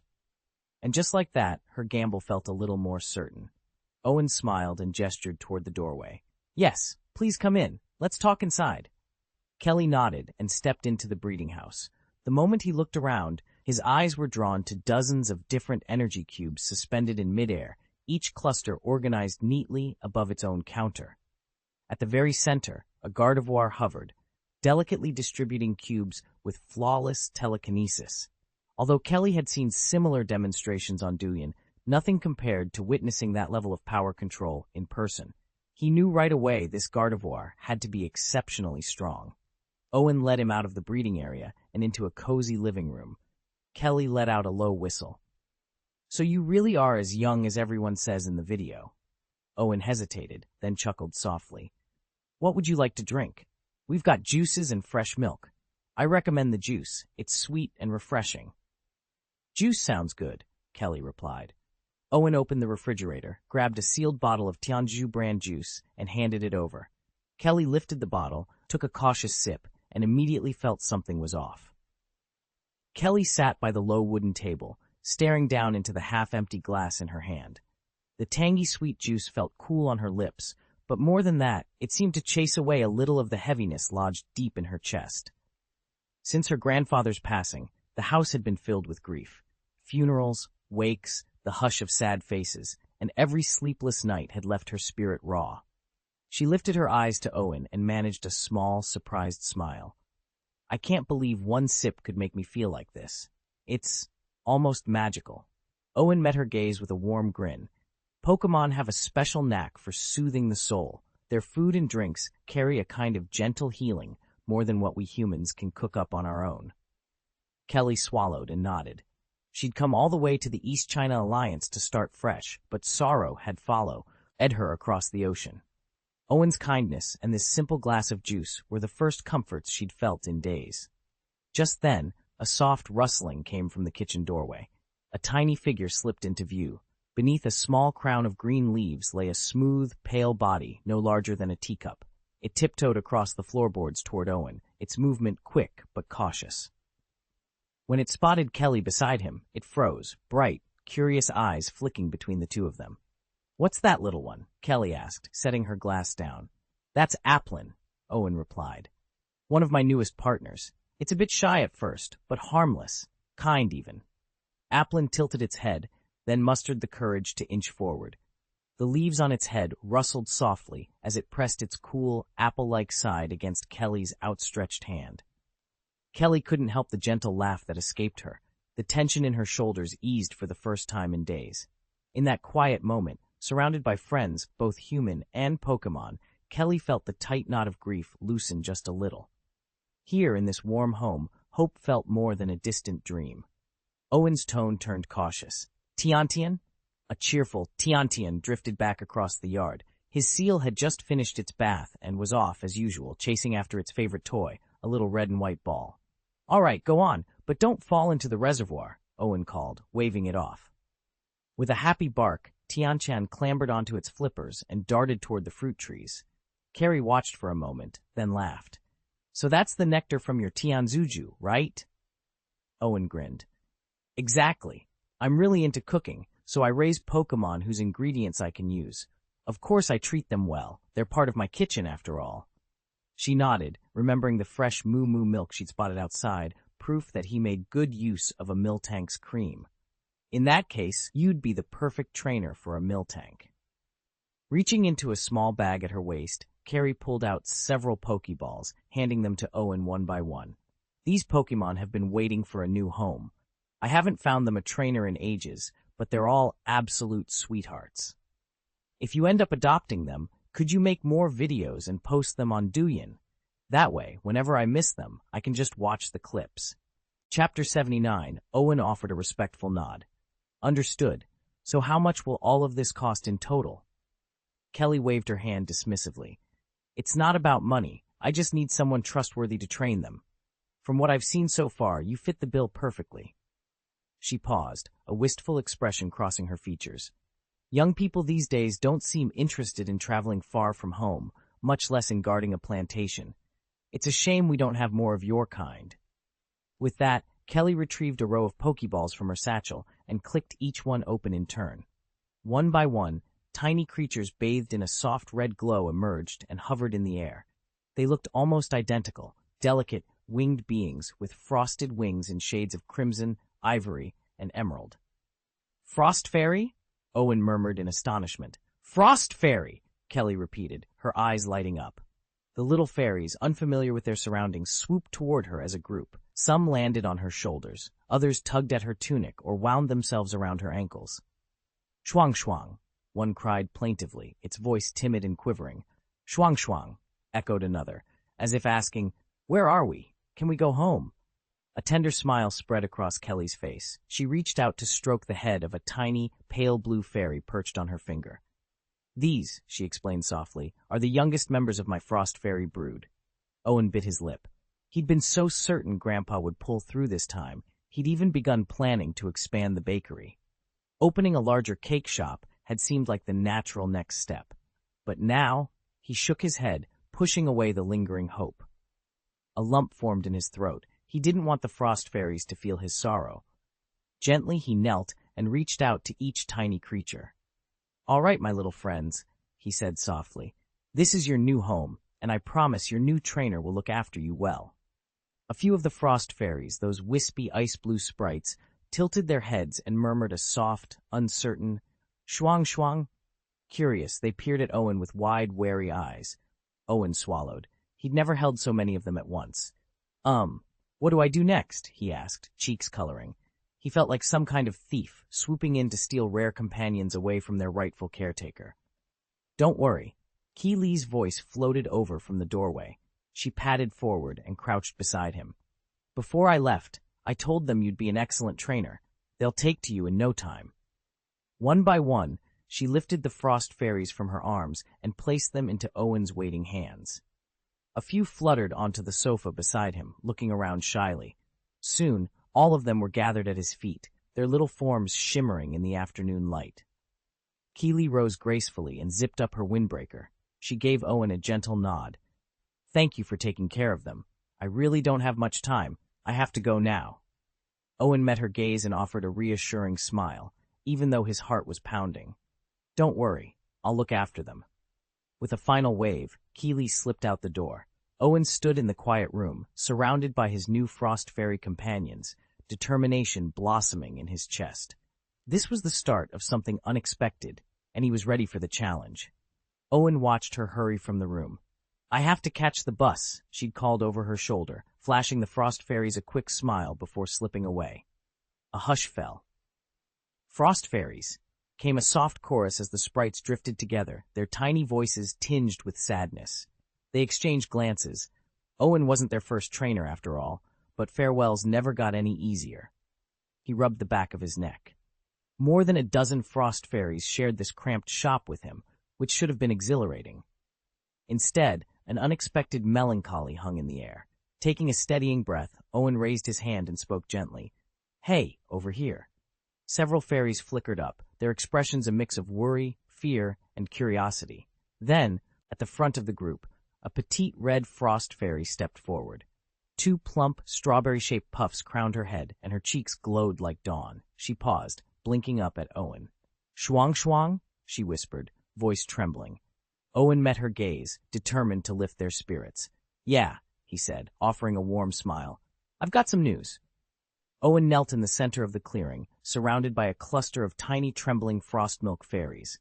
Their soft, cream-white bodies quivered as they watched him with wide, anxious eyes. Finally, one of them summoned the courage to speak, its voice barely above a whisper. Trainer told us he'd find us a good new friend. Will you treat us well? At that question, the others' unease deepened. Their gazes flitted back and forth, as though expecting Owen to give a terrible answer, perhaps one that would end in them being eaten. Their sweet, milky scent drifted up to Owen's nose, making the moment all the more poignant. He offered them a warm smile. You have nothing to fear. I'll take good care of every one of you. Gently, he reached out and laid a hand on the nearest frostmilk fairy.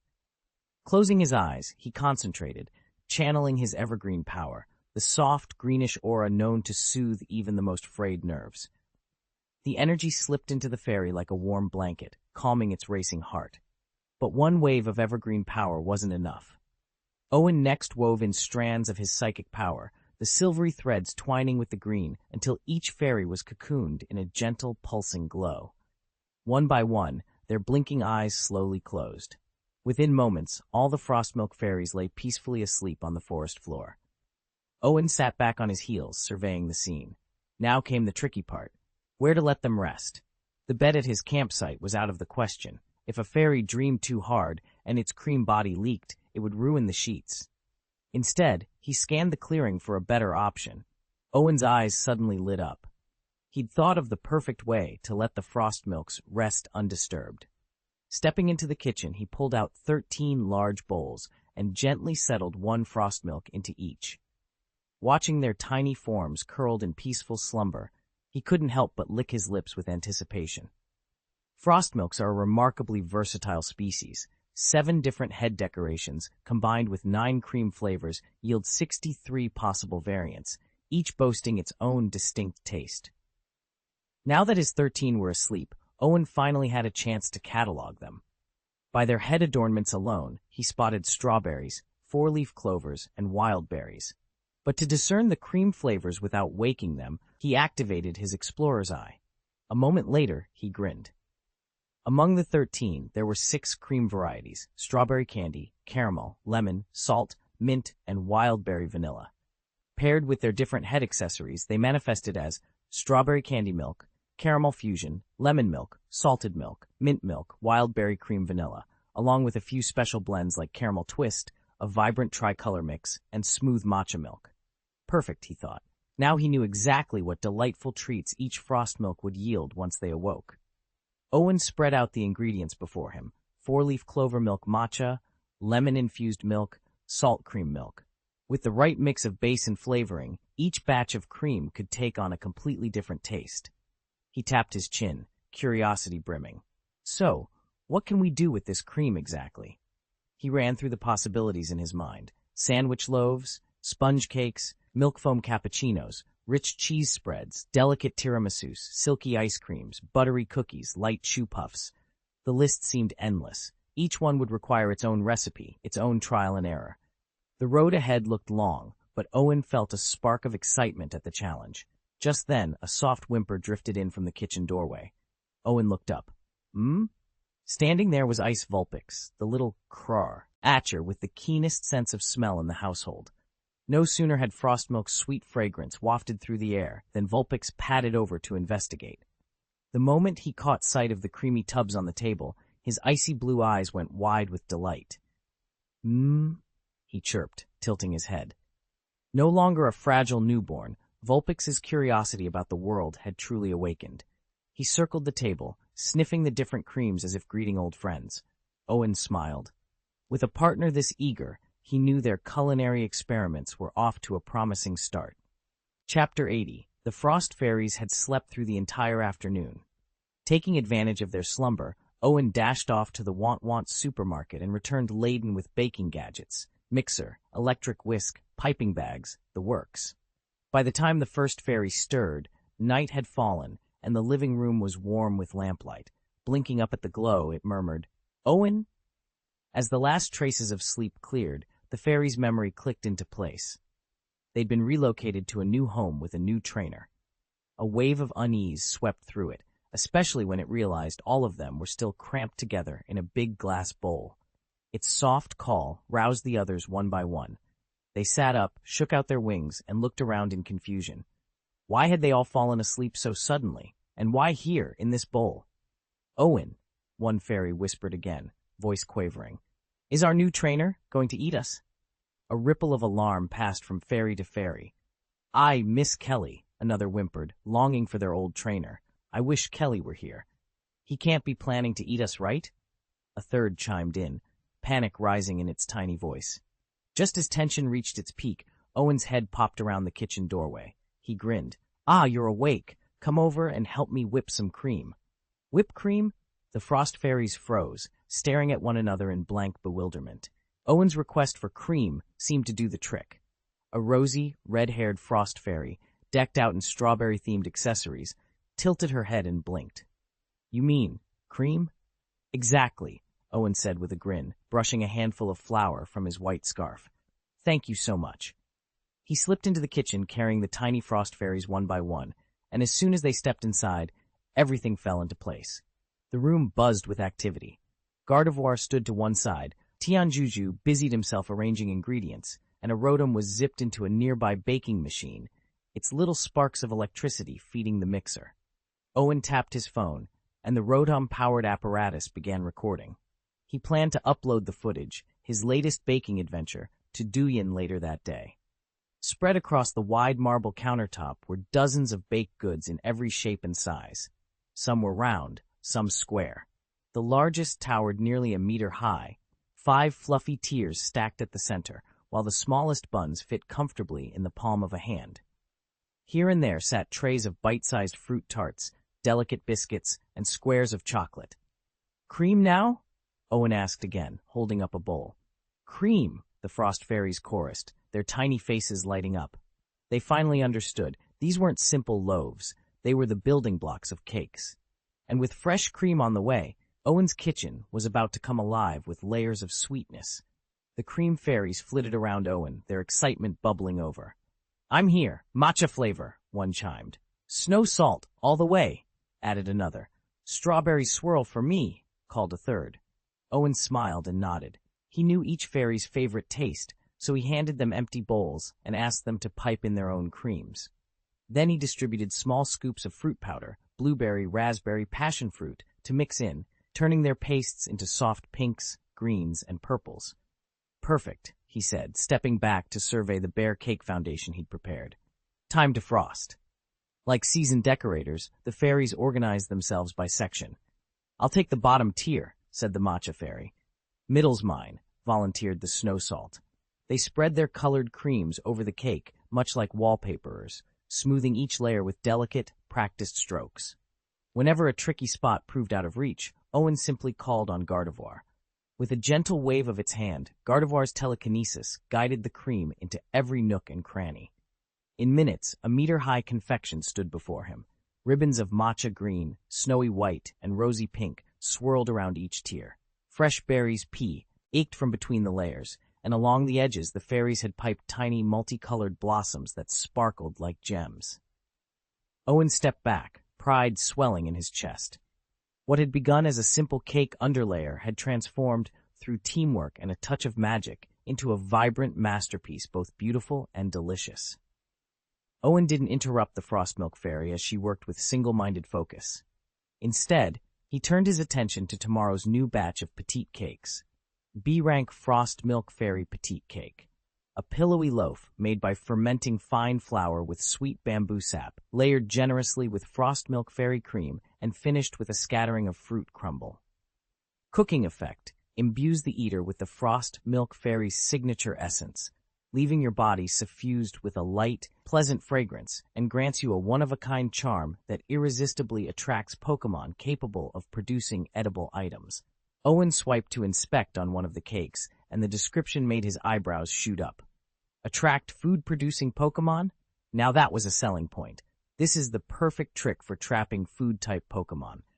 Frost! Frost! The little Frost Milk Fairy stood before a cake nearly twice its own height and nodded with pride. Then it hopped to my side, tapped my white scarf, and chirped urgently, Frost, look, our giant cake is finished. When the fairy glanced up, its frosty eyes widened in confusion. This wasn't the familiar face of Kelly, the helper it had worked with before. It took a cautious step back, then recovered and examined me more closely. With a delighted nod, it said, "It's so well done. Absolutely delicious looking." I broke off a small piece and tasted it. The flavors were even better than they'd promised. I gave a satisfied thumbs up and then leaned in to inspect the full masterpiece. S+ tier Frost Milk Fairy Mega Cake. Base: bread fermented with want rice flour and sweet bamboo sap. Filling: rich, whipped cream infused with Frost Milk Fairy milk. Accents: a generous scattering of rare forest fruits. Baking effects: 1. Because it's made with Frost Milk Fairy milk, anyone who eats a slice becomes enveloped in a uniquely tempting fragrance, one that irresistibly draws in food-producing Pokémon.